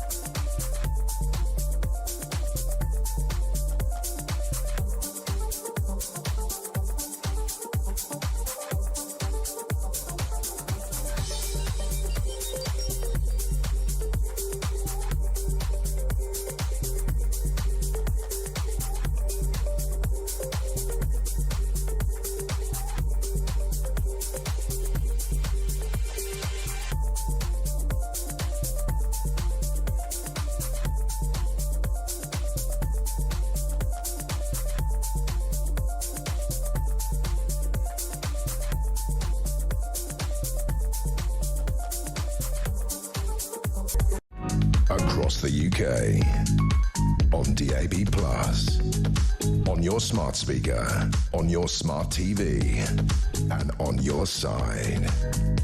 This is Talk. Welcome back. Let's take some calls. Let's go straight away to Birmingham and talk to Michael. Hello, Michael. You want to talk about Easter? What would you like to say? I do. Nice to speak to you, Kevin. I'm absolutely furious about that school, you know. I am too, yes. I agree with you. Hampshire. Yeah. I mean, I am a practicing Christian. I'm a Roman Catholic, as it happens. I do go to church every Sunday and whatever. But, you know, that for people who might not be that familiar with the Christian faith, Easter is the most holy time of the year. And for her to, that head teacher or the governing body to cancel the innocent Easter celebrations, I find hugely offensive. I find it a borderline hate crime, Kevin. It's so po-faced, if nothing else. I mean, I don't think she should be cancelling religious services at this very important time of the Christian calendar, but cancelling the kids' Easter bonnet parade. How miserable, how miserable. It's absolutely mean-spirited. Yes, that's it. Woke. It's disgraceful. But I'll tell you who I am a little bit miffed with is, as I just mentioned, I go to church every Sunday, and I keep hearing, you know, we know that the Christian church is under attack, and we know that other festivals, you know, other religions' festivals aren't cancelled and ours are. But you know, even though this isn't a Catholic school, where are the local religious leaders there getting together and putting pressure on governing bodies, on heads of local authorities, on MPs, and saying this has just got to stop? You know, Christianity is under attack. Now, if I, as an ordinary person, say it, I'll end up getting my door kicked down and 2 years down Winson Green. Yeah. You know, but these people, they're in positions of authority. You know, the Archbishop of Westminster, the Archbishop of Canterbury, whoever that is at the moment, yeah, and the local bishops and whatever. Why aren't they all over this? Or, well, you know, it is what I think, Michael. I think the thing is, Michael, that I think the head teacher at this school, Norwood Primary School in Eastleigh in Hampshire, and millions of other people, they labour under the delusion that this is not a kind of religious country. Well, actually, the thing about Britain is it is not a secular state. We have an official state religion. I mean, Iraq, for example, is a secular state. It doesn't have an official state religion, but we do. And our official state religion is the Church of England. I don't think that this head teacher, Stephanie Mander, is within her legal rights to start cancelling the celebration of one of the most sacred festivals of the official religion of this country. I don't think she's got the right to do that. And why would she want to do that anyway? I think there should be an investigation into this, pressure brought onto it, because, you know, I'm sure, Kevin, I might be wrong, but I know that Eid's coming up, and I'm sure if there's anything for Eid, I'll bet you she don't cancel that. Oh, yeah, she'll probably have a huge, great service for that. Yeah, she'll have lots of celebrations for that. It probably does feed into this nation's increasing two-tier tendencies. I totally agree with you. Yeah. Michael, I better move on. Really good call, though. Please call me again. I'm with you all the way. Michael in Birmingham there. Let's go to Newport and talk to Matthew, who's an atheist. Hello, Matthew. Hello, Kevin. And what a pleasure it is to hear your dulcet tones again. Always. And yours. Right. And yours. You think all religious celebrations should be banned in schools? Removed from schools, yeah. I mean, I believe in the right for everyone to have a religion. I'd fight for that right. No matter how ridiculous I believe all religions are. Yeah. I also think if you actually fundamentally take Christianity and say, look, and when you talk about being a Christian country, 75% of people under the age, I think, of 25 don't believe in God. It's 30%. Yeah. Sorry. I mean, Matthew, I'm taking it all. I agree with all of this. I'm just telling you. I mean, I know that probably on a general basis, this isn't a particularly religious country, but officially we have a state religion, and that's the Church of England, and therefore I'm saying state schools should celebrate the state religion. Well, you're taught it by law, all religions. In 1980, the standard preach and prayer service in my school was taken away. In 1980, now all I'm saying is, there's a Christian country led by Prince Charles. He's the defender of our faith. Charles. Sorry. Oh, yeah, God. Yeah. By King Charles. Yeah. And therefore, it sets up this basic level of I can't use the word, hierarchical. And I'll tell you now, the Muslims, and I'm not got anything against Muslims, they will be just as against this banning. That's what I think. Yeah, I agree with that. Well, to the Muslims, Jesus is a prophet. He's not the son of God, but he's a prophet, and they respect him. Mm-hmm. And the thing is, if they see Christianity basically being removed from schools, the next step is Islam, and they won't want that. They'll want the proliferation of Islam. So you are actually maintaining religion of all types in all schools in all faiths, and quite frankly, like Christopher Hitchens said, you can have your toys, you can play with your toys, play with your toys in your house, you can bring your friends and play with your toys, but I don't want to play with your toys. Don't bring them to my house, and don't bring your toys into government. Well, you're talking about religions, right? Well, as I say, exactly. I mean, you know, religion are the roots of a lot of problems. I agree with that.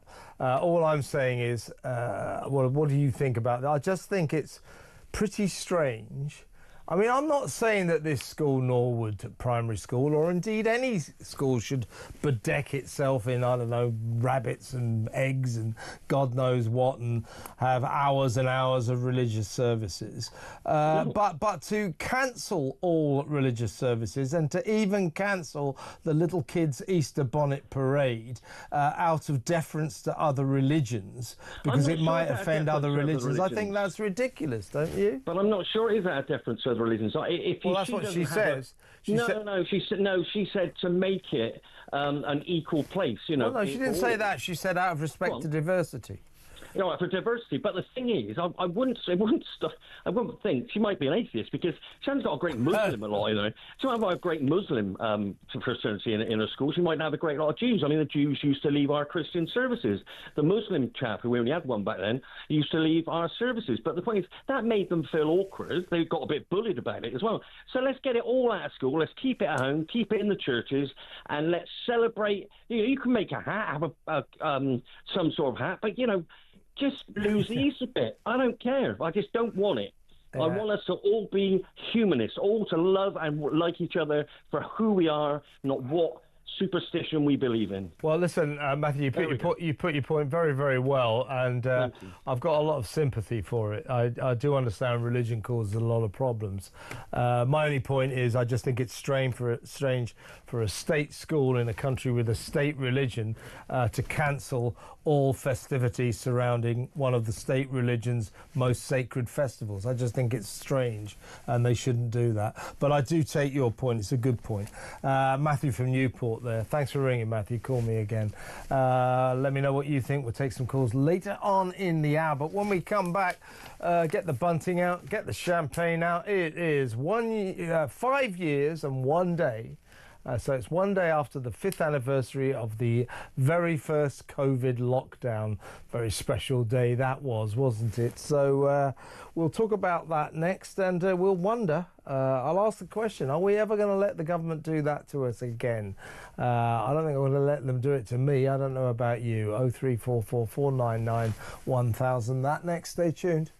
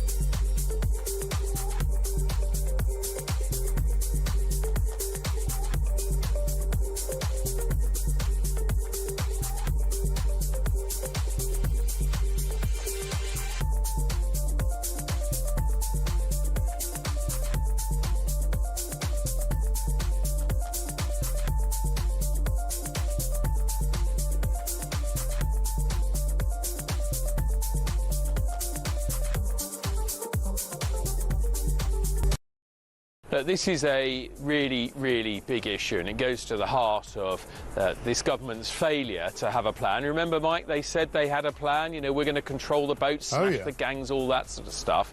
Like so many of the things that they said to get elected, that was all an empty promise. On day one, they scrapped the Rwanda deterrent plan. We've seen record levels of arrivals in small boats on their watch. And now they're starting to talk about having a similar plan. We need to reduce the cost of the state and improve the outcomes that people get from public services. That's a big agenda of public service reform that we are very much up for, and that does include, to your question on quangos and arm's length bodies and all of these types of things. OK, NHS England, obviously, massive quango, absolutely take that point. But you've set up 27 and you've closed 3. I mean, there's a lot more to do, is there not? So if we can make a huge amount of saving from closing NHS England, and that means you can pay for 2 or 3 smaller bodies that are important for delivering across the UK, on DAB+, on your smart speaker, on your smart TV, and on your side. This is Talk. 5 years and 1 day ago, on the 23rd of March 2020, this happened. Remember this? Take it away, Boris Johnson. From this evening, I must give the British people a very simple instruction. You must stay at home. Because the critical thing we must do to stop the disease spreading between households. If you don't follow the rules, the police will have the powers to enforce them, including through fines and dispersing gatherings. Yeah, well, you know we can stick that if you ever try it again. I don't know what you think, but I'm never letting them do that to me again. It's extraordinary. I say that on the 23rd of March 2020, that's when this country changed fundamentally forever. It wasn't so, well, it was shocking enough that we had a Prime Minister telling us we couldn't leave our own homes. At the time, we're thinking, well, maybe he's right. Who knows about this COVID? How many millions of people will it kill? Are we about to be wiped out as a race, as a nation? We were all very worried. So it may be that Boris's caution was called for, but I don't think we had any idea what those lockdowns were going to do to us. And I think the most surprising thing was how much we accepted them. That's what Boris Johnson, he said, people won't do this. And we all did it. And we all became little Hitlers in our own home, didn't we? So many people, I'm reporting you, my neighbour did this, oh, he's not wearing a mask, and all that.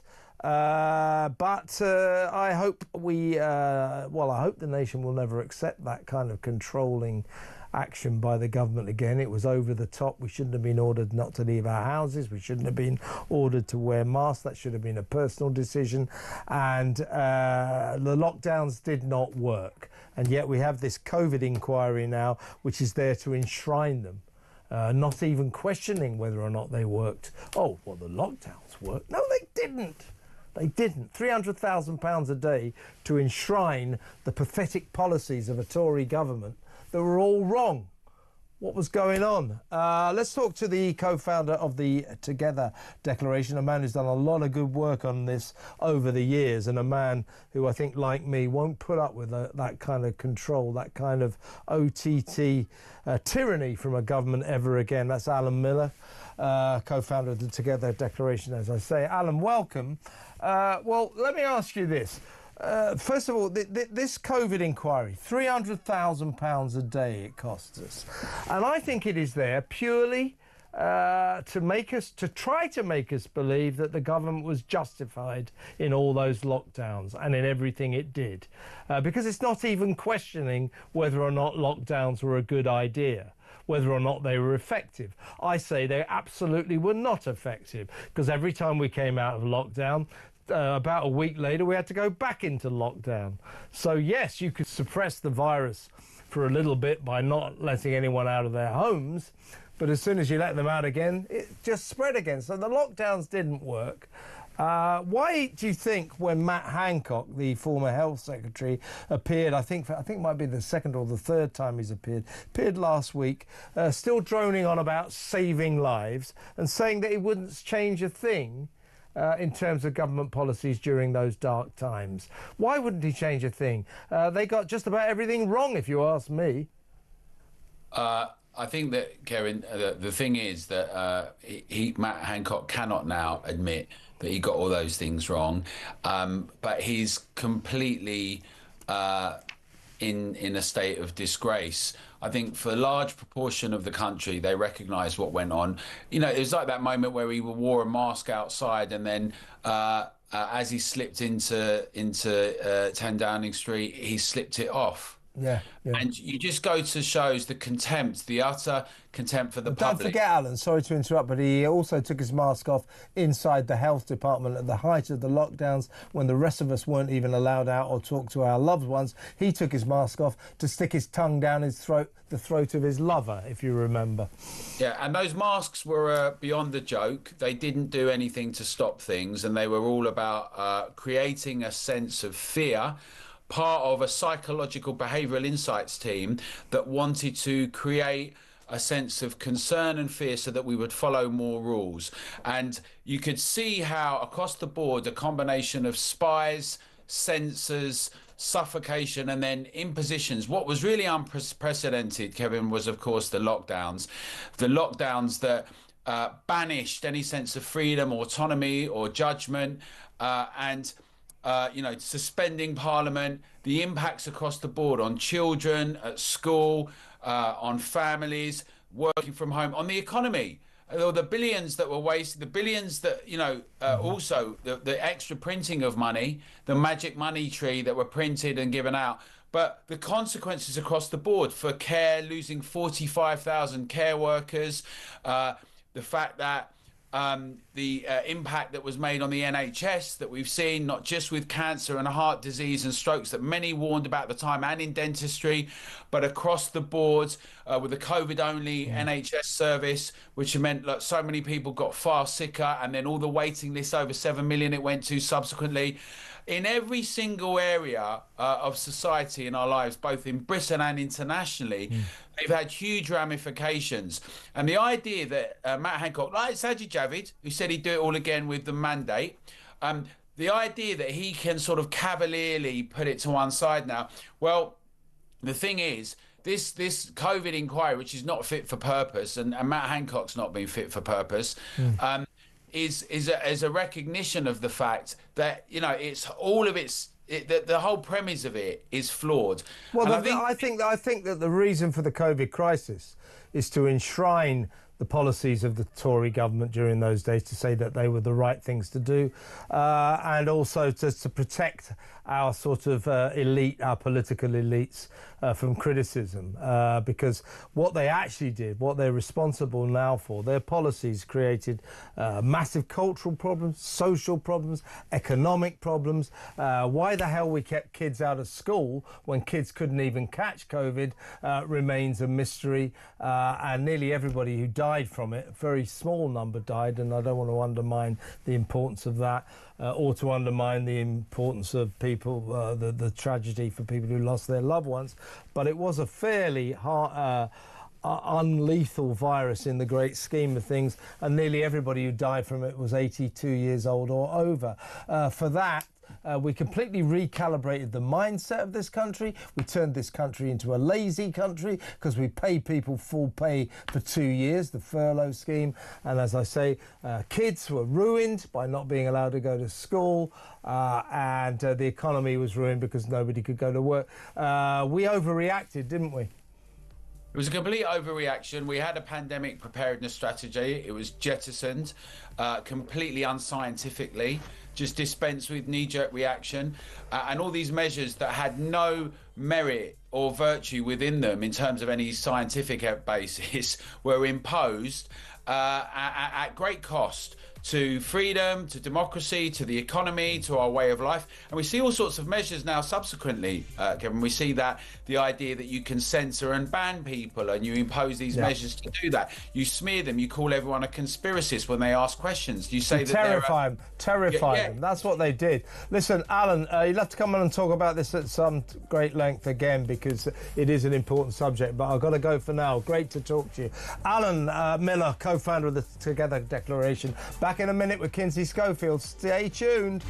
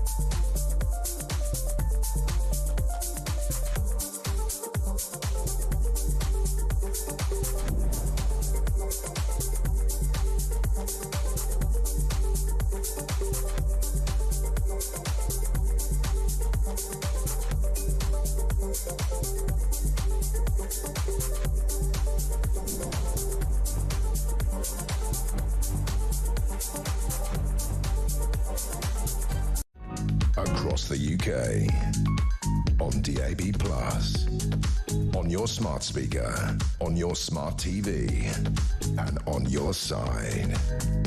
This is Talk.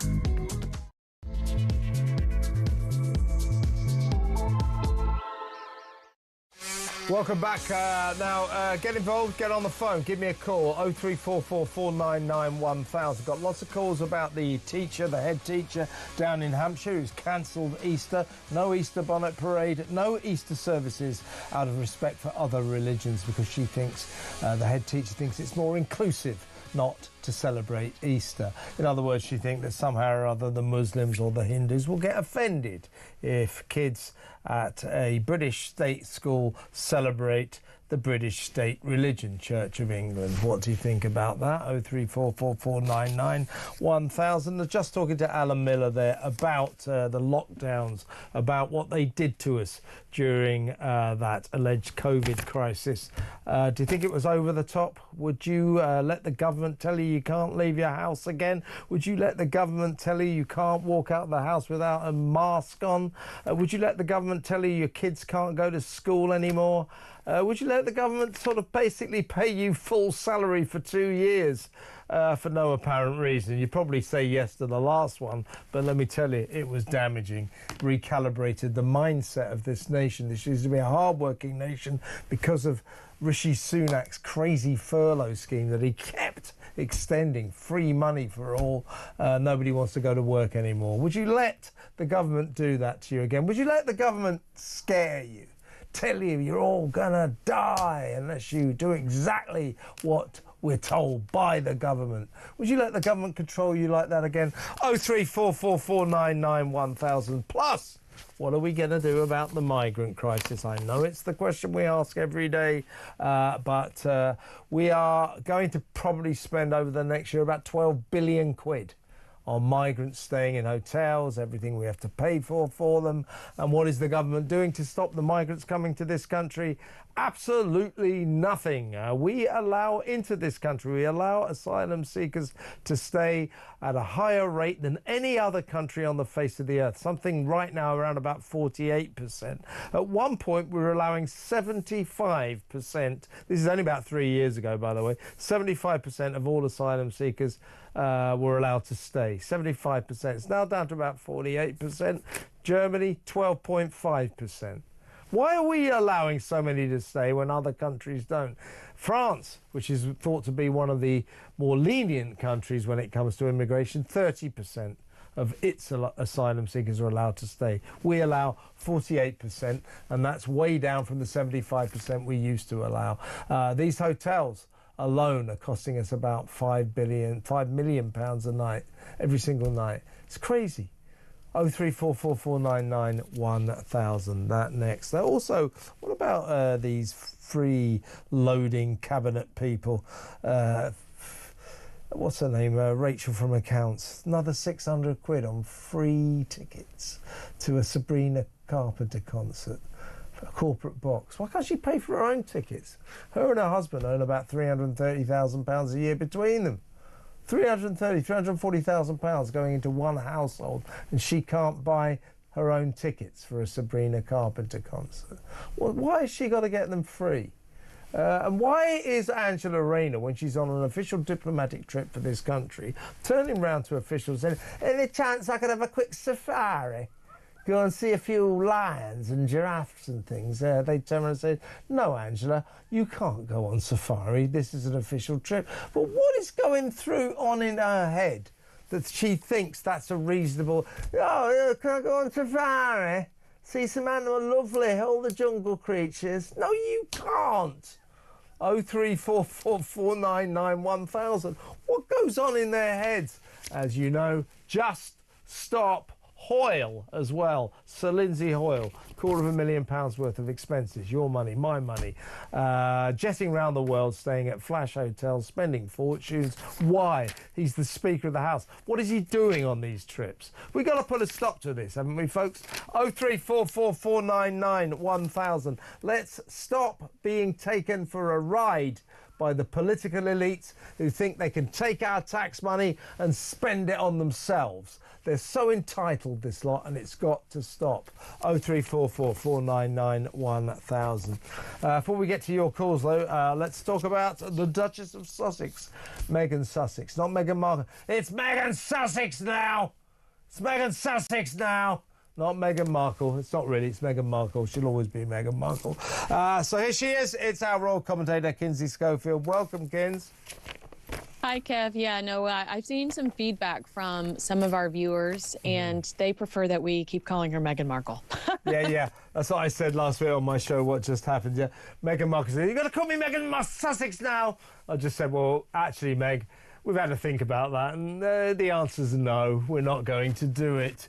Now, I want to talk about Graydon Carter, the former editor of the prestigious magazine Vanity Fair, in just a second, because he's come up with his opinion of Meghan, and it's not very flattering. And I think Graydon has hit the nail right on the head, but we'll do that in just a second, because old influencer girl, the woman who was going to change the world, make the world a better place, raise zillions for charity and hand it to all the right worthy cults, change the world for the better. She's now just a two-bit influencer flogging stuff on social media. So basically her Instagram shop is kind of open. You can buy her Windsor dress for £1,000. She's wearing some sandals, which apparently are £600. So what we talk, £1,000, I don't know, $1,400, a dress, that's for her Windsor dress. Sandals, £600, £700, £800, and £200 earrings, $300 or so. So this is stuff she's seen wearing on social media, on Instagram, well, you can buy them now, and she's getting a cut of the action. So she's just a two-bit little huckster now, isn't she? No, I mean, this is what I've been saying for months, that I envisioned when she sat down and talked to the New York Times and said that she was a dolphin, not a shark. I'll never get over that line. Well, I said I felt like she was going to invest in businesses, promote them online, potentially receive a flat fee for promoting it on social media. That's what you call a sponsored post on Instagram or TikTok. And then do point of sale, commission-based sales on asever.com, or get paid per click, which is something some brands offer as well, either pay per sale or pay per click, because she's bringing some sort of attention to the brand. But what I'd say is this looks like a major fail to me, considering the fact that asever.com is still not up, Kev. I mean, this is still, what she's done is she's used a website called ShopMy. So this isn't even, this is something that could clearly live on AsEver, and then she could be like, look, AsEver's launched and it's functional, but this is still a website that's dead in the water, similar to American Riviera Orchard, which, there was no growth there for an entire year.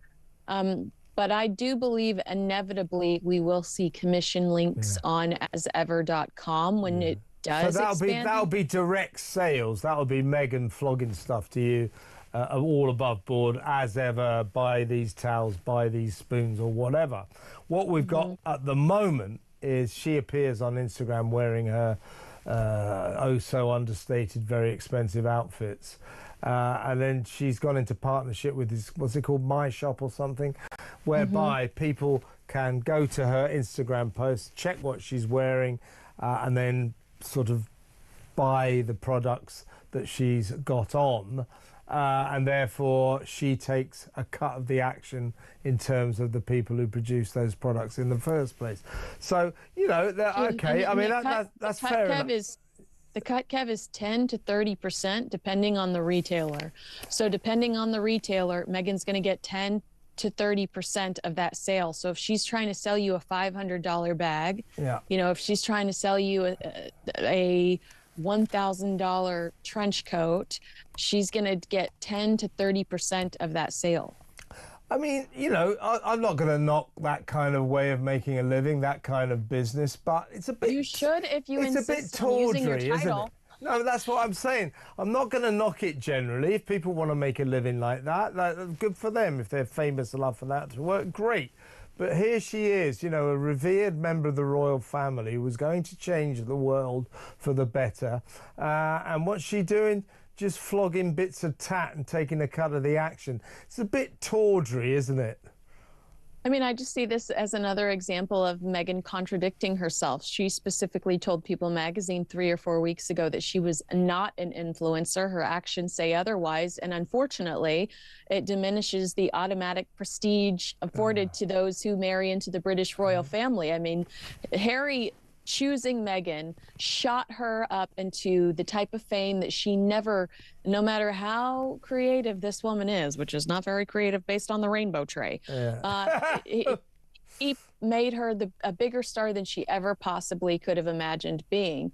And instead of taking real advantage of the Spotify opportunity that was a once-in-a-lifetime gig, or finding ways that she could work with charities and this at the same time make some money, she's chosen to go this Kim Kardashian route.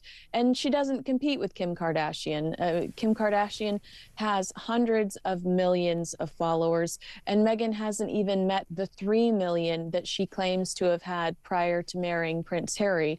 So I just think it's a lazy route. It requires very little work, and that's what Harry and Meghan are becoming known for, their lack of work ethic. Don't do much work, yeah. So, yeah, they like to make much money, but they don't like to work.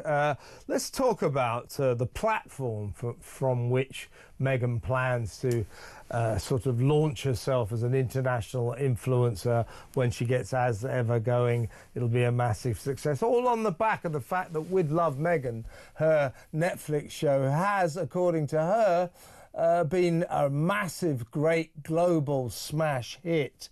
Let's talk about that, shall we? We already mentioned that back in, I think it was 2022, when the gruesome twosome Harry and Meghan launched their documentary series called Harry and Meghan, that was the series that accused Brits of all being slave drivers and we're all racist and the royal family's racist.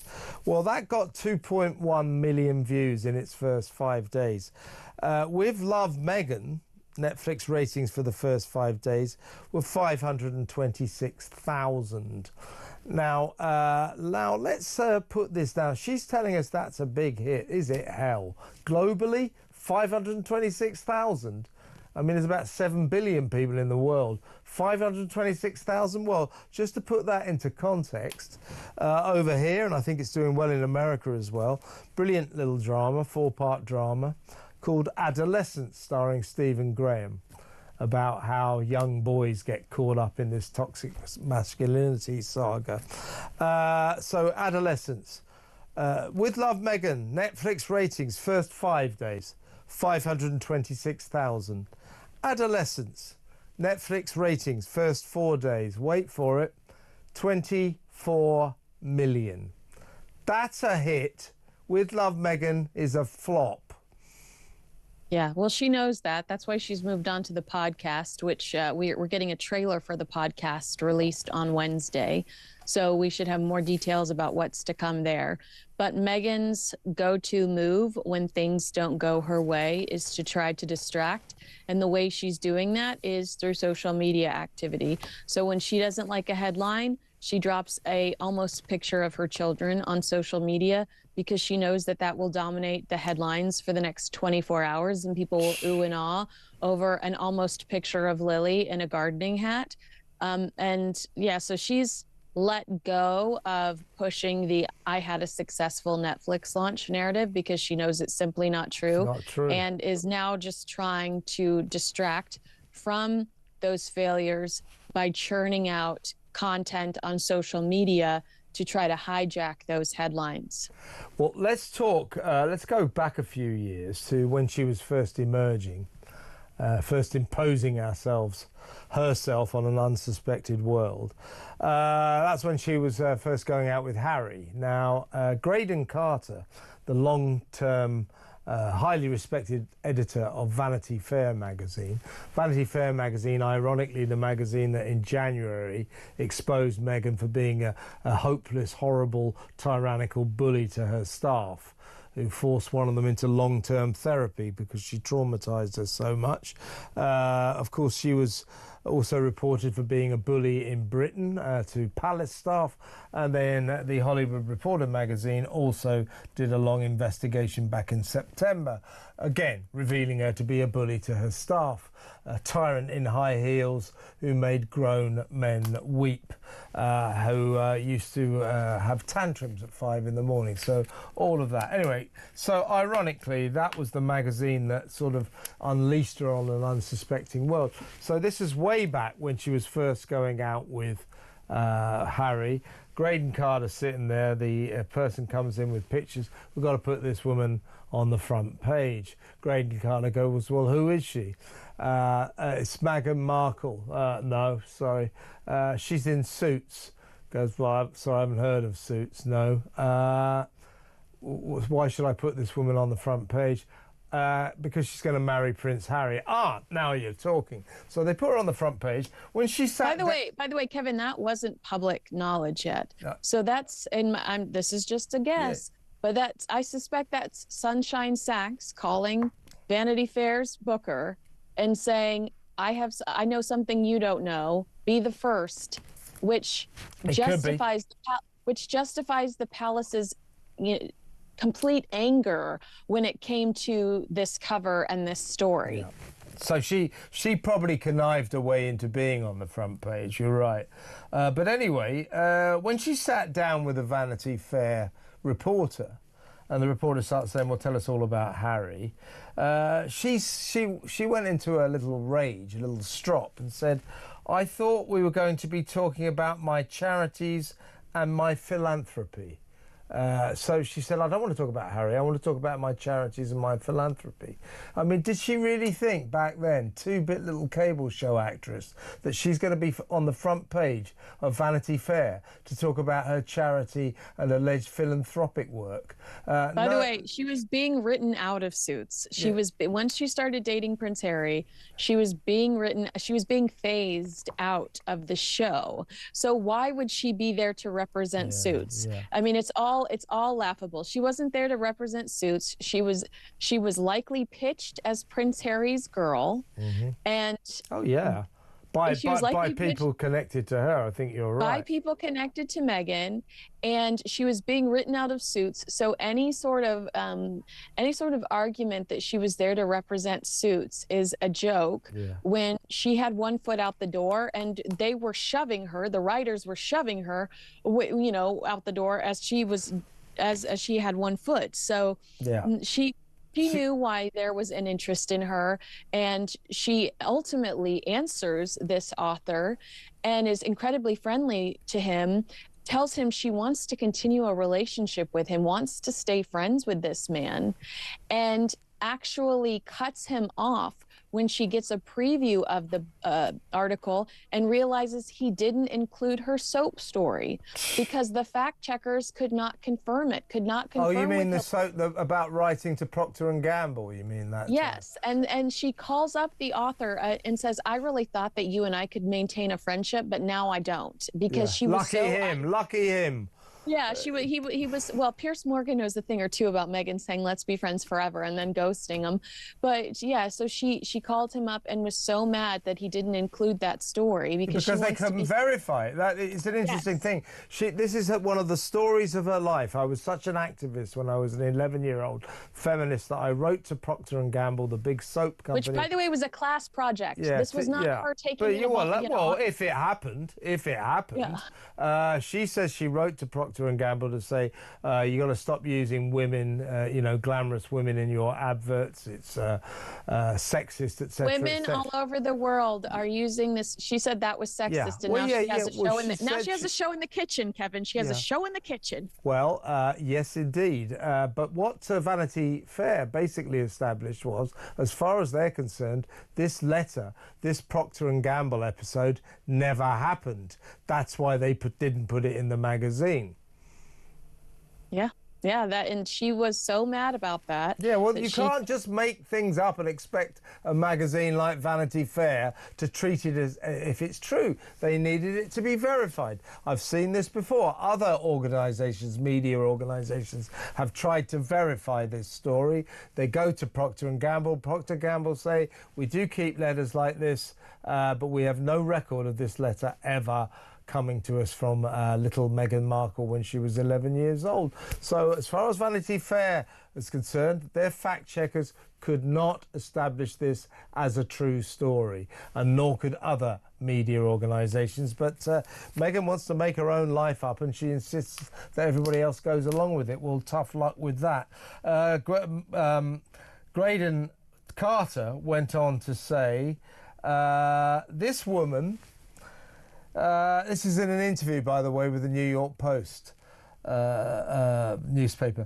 This woman is slightly adrift on the facts and reality.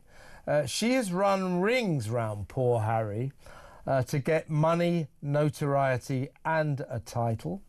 And Graydon, probably along with us and many other people, doesn't believe that this marriage will last all that much longer. And he says... his usefulness to her, Harry's usefulness to her, diminishes daily. He's probably right. What's interesting about right now, for the last, couple of months really, actually since January, we've had this blizzard of activity by Meghan. Meghan, but very little about him. She's sort of cutting him out of the action and making it all about her now, isn't she? He is. I see that too. And is he lost? Is he, what's he doing? Because you don't see the same growth or development when it comes to his professional aspirations. But Mr. Carter also said something years ago that I think is important today, you bringing up this barrage of Meghan Markle content. He said when it comes to Harry and Meghan, they have too much attention. And for people like that, unavailability is your greatest asset. If you're out there too much, the public has a chance to get sick of you. And he said, I think they've made every wrong move you can make. And I think that that's important right now because I'm seeing people that are not involved in the royal watching community say, Meghan, there's an oversaturation of Meghan Markle right now. And I truly feel that. And the podcast hasn't even launched. That will be new episodes weekly for at least 2 months, I believe, April 8th. There is an oversaturation of Meghan, and I don't think that it helps her cause. Her ultimate cause truly is to be adored and liked by people. I think there is kind of a yuckiness associated with her right now, a desperation that people can smell and see, and they don't really admire it. They think, God, there are so much better things to do than chase fame the way this woman is chasing it, or there's so many more important issues. And it feels like this woman is just obsessed with attaching herself to celebrity, trying to make a buck off of the in-laws that she absolutely destroyed over the last few years, and contribute not a life of service, which is what she told us she was going to be doing when she stepped down as a senior member of the royal family. And in terms of her high opinion of herself, Tom Quinn, the royal author, used to work for me on the Daily Mirror in another age. His new book is called Yes, Ma'am, The Secret Life of Royal Servants. And he's obviously has spoken to a lot of below-stairs people in the royal palaces. And they told him that the palace staff thought that the Duchess had a messiah complex, that she was so full of herself that she thought that when she went to visit people with profound problems, that those problems would all be solved because of her sort of regal, ethereal presence. They said she had a messiah complex. She really did think she could almost heal people. Her high opinion of herself knows no bounds, does it? I was thinking about this last night because Graydon Carter goes into his relationship with Princess Diana, who appeared on Vanity Fair and like these life-changing photos that Prince Harry has hung all over his house, these gorgeous black and white photos of Diana. And I was thinking about how Prince Harry's constantly trying to tell us that Meghan is the second coming of Princess Diana, and the Messiah complex, or Meghan just healing people through engaging with them. That reminds me of Princess Diana, because Diana never said that about herself, but other people would say that about Princess Diana when she was alive and when she passed away. And I just want to say to Prince Harry, stop trying to shove Meghan as Diana 2.0 down our throats. Clearly that's something you need to work out in a therapist's office with the door closed.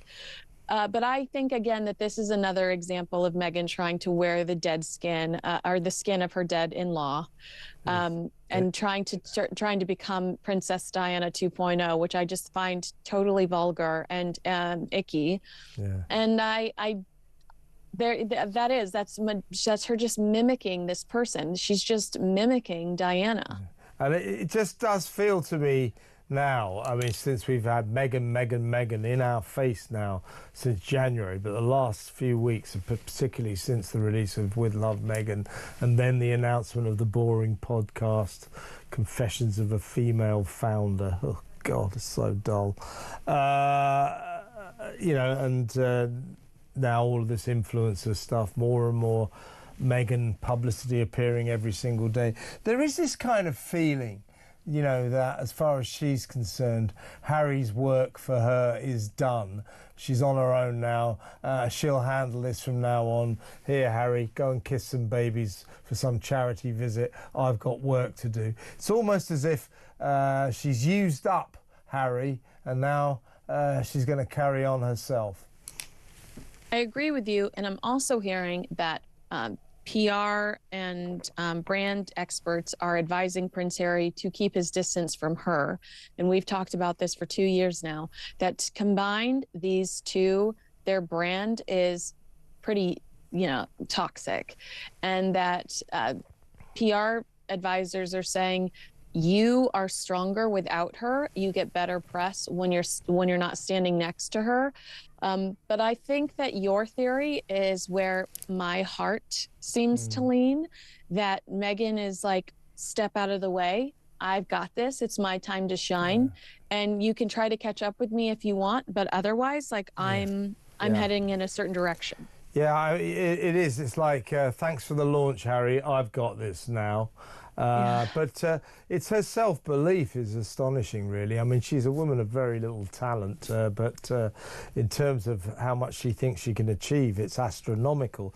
She really does think she's the second coming. God knows why. But let's just remember that again.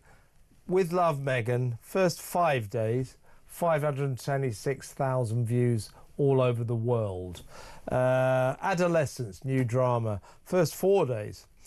24 million. That is a hit.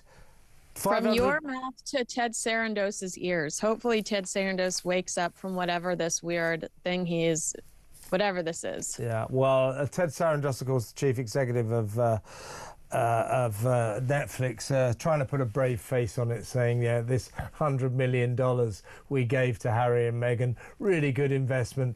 Ted, it absolutely really wasn't. Worst money you ever wasted, 100%. Everybody knows it, but good luck. Listen, Kinsey, pleasure to talk to you as always. You'll be back on Thursday. Great stuff. Kinsey Schofield there, royal commentator over there on the West Coast. Next up, we're going to be taking your calls, your messages, your WhatsApp voice notes. So all that still to come.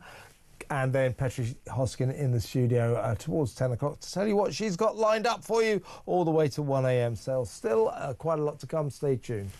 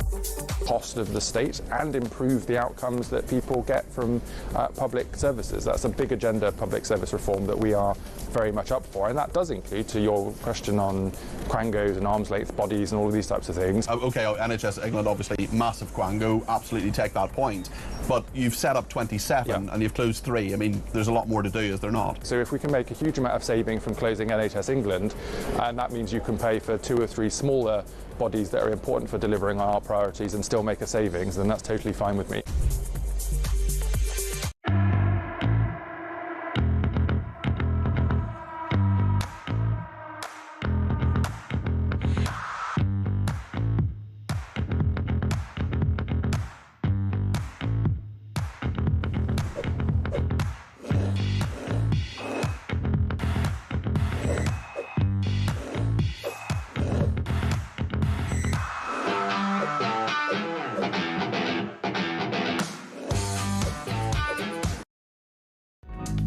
across the UK. On DAB+, on your smart speaker, on your smart TV, and on your side. This is Talk. Yeah, you remember the COVID crisis, it was two-tier. Some people got a great deal, others not so much. Fran from West Sussex writes, my partner and I are still waiting for our bonus for working through COVID full-time with a 2-year-old and a 4-year-old. We both still work full-time. Where is our furlough thank you? By the way, neither of us work for the civil service. I didn't think you did, Fran. Otherwise, you'd have got like kind of probably about 10 years off full pay and everything, never having to go to the office ever again. One rule for the civil service, another for the rest of us. Another area of two-tier Britain. Let's quickly go to Newcastle and talk to Ruth. Hello, Ruth. Are you there, Ruth? Hello. Hi, Ruth. Are you there? Yes. Hi. What would you like to say? Good evening. It's just a small point about Hampshire and the school head teacher. The Easter teacher, yes. Yeah. I was just wondering, I mean, if it's so bad to be able to celebrate Easter, is that same teacher quite prepared to be paid, not be paid, not have our Easter holidays? Is she so opposed to it? No, my bet is she'll still take the Easter holiday and still take her full pay. What do you think about that, though, Ruth? I mean, I'm not pretending I'm a particularly religious person, but this country does have an official religion. It's the Church of England. And I think it's nice for a little state school like Norwood Primary School in Eastleigh, nice little rural town like Eastleigh, to celebrate Easter. Particularly the kids must enjoy their little Easter bonnet parade. Well, she's taking that away from them. No religious services out of respect to other religions, diversity. This is eroding traditional Britain, isn't it?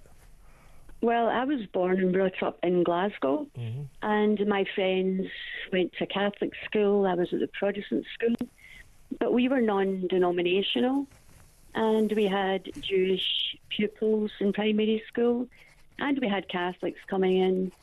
It didn't really, and Indians, Pakistanis, even going way back. And you come to this country, you come into our school. This is what we teach. These are the classes. And they don't have to. We don't force feed them our religion. They don't have to come to religious services. They don't have to go. They actually do have to go to religious lessons, religious education lessons, but they don't have to go to services. That's up to them. So 'twas ever thus, Ruth. That is the system. But to just cancel Easter out of respect to diversity and inclusivity, that's not inclusive, that's exclusive. It's all wrong if you ask me. Ruth, I'm with you all the way. Good call. Thank you very much for calling. Call me again. Ruth in Newcastle. Let's go to break. Come back. More calls, more messages. WhatsApp voice notes, got a few of them to play as well. So there's much still to come. Stick around.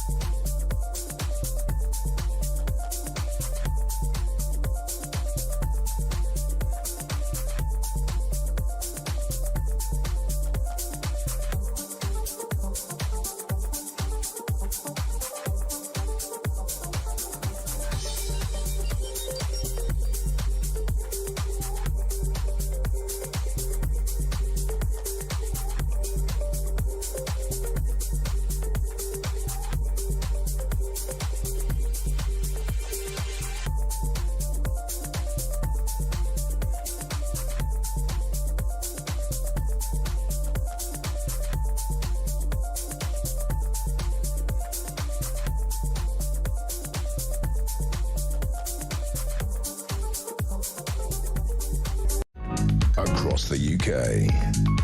On DAB+, on your smart speaker, on your smart TV, and on your side. This is Talk. Welcome back. Got some WhatsApp voice notes. This is David on Easter. You must realise not only our education system, but all our public services have been infiltrated by the woke left. We've had enough. My father fought in the Second World War. I served in the armed forces through the Cold War, and my father will be turning in his grave to what this country has come to. It's the pits. It is the pits of humanity. Yeah, it is getting bad, David. I completely agree with you. More WhatsApp voice notes to come in just a little while. Let's go back to the phones and talk to Grace in Ealing in West London. Hello, Grace. Hi. I don't know if the comment that you just read out or played rather was specifically about this school cancelling. Well, yeah, Well, it was emanating from the cancellation of Easter at that school. Yes. Because I can't help but feel. And I need to say, first of all, I absolutely agree that these events should not have been cancelled. Right. However, I can't help but feel like people might somewhat be missing the point. What we recognise at Easter, now obviously human beings have celebrated at springtime across the world in different civilizations. There have been different spring celebrations. Yeah. But what we recognise, if we're going to say this is a Christian country, what we're recognising is nothing to do with Easter bonnets, which I know was part of what was cancelled at this school. What we're recognising is that Jesus Christ took our sin upon himself and died in our place. Yes. And then he rose back to life, defeating death. Now, whether or not this school has an Easter celebration doesn't change that. I am monumentally overjoyed and grateful to Jesus for what he has done for me. And I really think it'd be fantastic if, as a society, more people considered whether or not they want to choose to believe in him. And I think as a society, we have actually just moved away very, very much from that. Not because of migration. We as white British people have mostly just started ignoring Christianity, and it's not because of people coming in who are Muslim. You're right. I think we've become a less and less religious country. I agree with that. People are less religious than they used to be. But we do have, Grace, we do have an official state religion. This is enshrined in law. A lot of countries are secular. Britain isn't one of them. We have an official state religion. And I believe that the kids of this country, who were Church of England, brought up in the state religion, should celebrate that at school. That's not exclusive to other religions. Muslims won't hate us for celebrating Easter, and yet this teacher seems to think that if we celebrate Easter, if the kids put on Easter bonnets, that Muslims or Hindus will somehow find that offensive. I think that's pretty offensive to them. Of course they won't. Yeah, I would concur. I think it makes no sense at all to suggest that it's offensive to other people. It's also actually important to recognise, and people within Christianity have noticed this for a while, actually quite a significant proportion of the people who are coming into this country, though many are Muslims, there are actually quite a lot of Christians coming in who are migrants as well. So to suggest that somehow all people who are from elsewhere would be offended by Easter. No, actually, quite a few of them will want to celebrate Christian festivals too. And it's good for kids to understand and celebrate different things and to learn. But I don't think that we can expect that kids are going to be Christian because they are brought up in a certain way. I think what would be really good would be for kids to learn more about some of the rationality and the history, because I didn't know until I read much, much more about it why there's a good historical case to conclude that Jesus actually rose. I thought it sounded like daft mythology, and it'd be good to maybe teach kids more so that they could decide for themselves. But if they just go to a service, there is supposed to be... It's not a bad thing. I just don't know that it achieves all that much. I'm with you, Grace. But there is actually, by law, all state schools in this country do have to deliver religious education lessons. So what you're talking about, perhaps that's where they would learn that kind of thing. They're supposed to learn about all religions in RE lessons. I mean, but there's no real legal obligation to hold religious services or anything like that. But they do have to have religious lessons, which aren't necessarily denominational. You know, that's to learn about all sorts of religions. But you're right. I mean, but I just think that in a country, Britain, with its own state religion, the kids should, at least know when we celebrate the big religious moments, and Easter is one of them. And I think it's kind of sad. I think it's sad they don't have any religious services. I think it's even more sad that the poor little kids can't enjoy their Easter bonnet parade. Miserable po-faced thing to do, to cancel that, if nothing else. Grace, got to move on now, but excellent call. Thank you for ringing. Grace in Ealing there. Let's go back to a break, and when we come back, more of your messages, more of your WhatsApp voice notes, and I'll have a chat to a few of you as well. So stay tuned.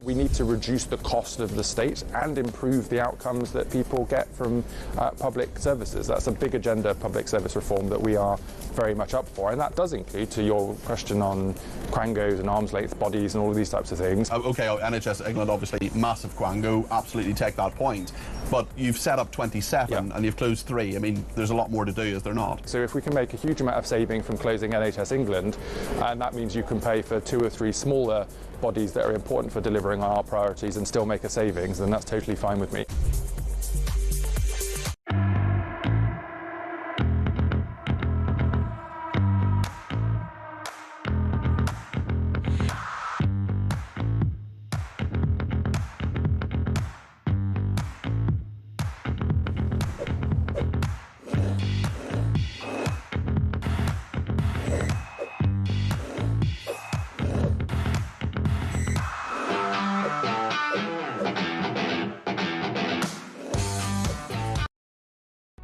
Across the UK, on DAB+, on your smart speaker, on your smart TV, and on your side. This is Talk. Welcome back. Now, there's one way to get like really great free seats at a prestigious concert. Join the government, be in the cabinet, be in free gear, Keir's cabinet. But there's another way. Time now to find out how you could be in with a chance of winning Oasis tickets at Wembley this summer. How do you fancy winning tickets to the hottest gig of the century? Here at Talk, we're giving you the chance to bag yourself a pair of tickets to Oasis at Wembley this summer. Plus, we're giving away a whopping 10 grand and putting you up for the weekend in a London hotel. All you need to do is text the word prize to 83338 and you're in the draw. Alternatively, you can enter by post. Once again, all you need to do is text the word prize to 83338 or you can enter by post. Good luck. 18 plus UK excluding Northern Ireland. Enter by text for £2 plus one standard network charge by 11 p.m. on the 7th of April 2025. Or post your name and number to Oasis Competition, PO Box 3190. Colchester CO2 8GP to arrive by 5 p.m. on the 10th of April 2025. Full terms and conditions at talksport.com. This is a News Broadcasting Network promotion. Good luck with that. Right, let's go back to the WhatsApp voice notes. This is Claire on Angela Rayner and her safari, the safari she wanted in Africa. Evening, Kevin. What does Angela Rayner know about artificial intelligence? She's got no natural intelligence. She can't even talk proper or put a decent outfit together. Shame she didn't go on that safari. Instead of looking like a dog's dinner, she could have been a starter for the lion's dinner. Well, we wouldn't wish that on anyone, especially Angela. But another excellent WhatsApp voice note from Claire. She's a brilliant WhatsApp voice noter. Finally, here's Peter on expenses. MPs. These people are, well, I wouldn't even give them the kudos of calling them second-rate MPs. They're third-rate, if that. But all these people are doing is travelling the world, grabbing their air miles, getting as much travel as they can, because come the next election, they're going to all be kicked out on their arses, and all they'll be good for then is maybe the odd travel programme. They'll appear probably on some Z-list TV channel on Freeview. Thank you very much. Another good one from Peter. Quick message from Sean. You've definitely got it on tonight. Makes for good watching. This is to me. Thank you very much, Sean. Me and most of England feel exactly the same as you, so keep up the great work. Yeah, we just don't want to lose our country, do we, really? We want to just keep Britain, traditional Britain. That isn't to say other people can't live here. But why should our cultures take second place? Why should foreigners get special treatment? Why should Muslims get two-tier justice in their favour, etc., etc.? It's not right, is it? That's what we're worried about. Right, let's go back to the phones and talk to a new caller. Love a new caller. That's Ty in Staffordshire. Hi, Ty. Hi, Kevin. Thanks for taking my call. Yeah, first-time caller. Yeah, you're welcome. What would you like to say? Yeah, so I've been sort of, watching mainstream media over the last few years, like everyone else. But because of what's been happening in the country, I have been listening more and more to talk radio. Good. Yeah, and I just feel like I don't know what's happening at the moment. Whether you white, black, Christian, Muslim, you're British. So if you're British and you live in the country, then your priorities should be focused on making the country better and living with respect for your neighbour, their values, etc. So I originally was not born in this country. I've lived here more than my home country, which is in Southern Africa. Mm-hmm. I am a British citizen. Yeah. I am Christian.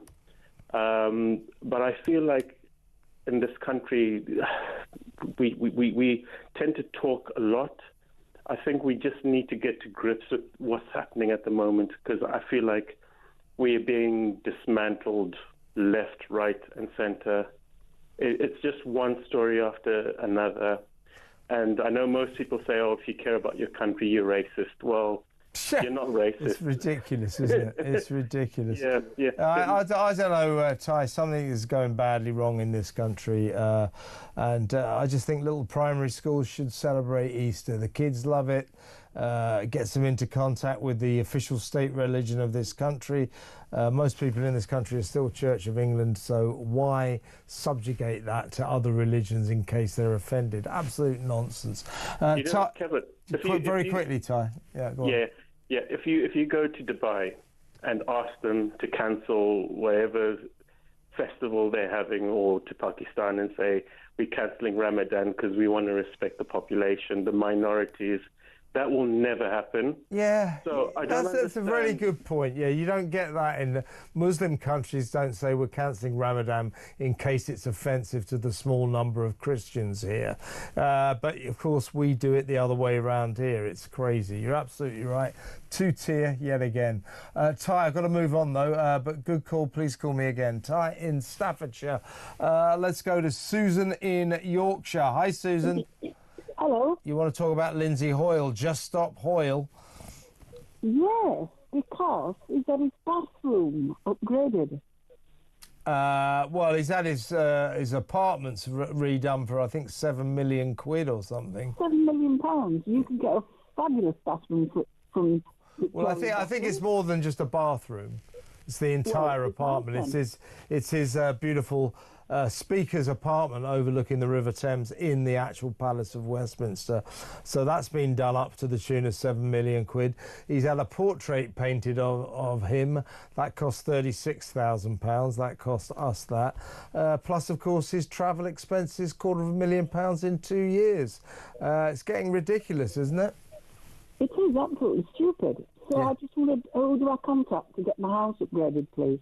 I don't know. Well, you've got to join the Labour government, get in the cabinet, and then you'll get lots and lots of free things, I think. No, not while I have breath in my body while I join the Labour government. It's the farm all the way.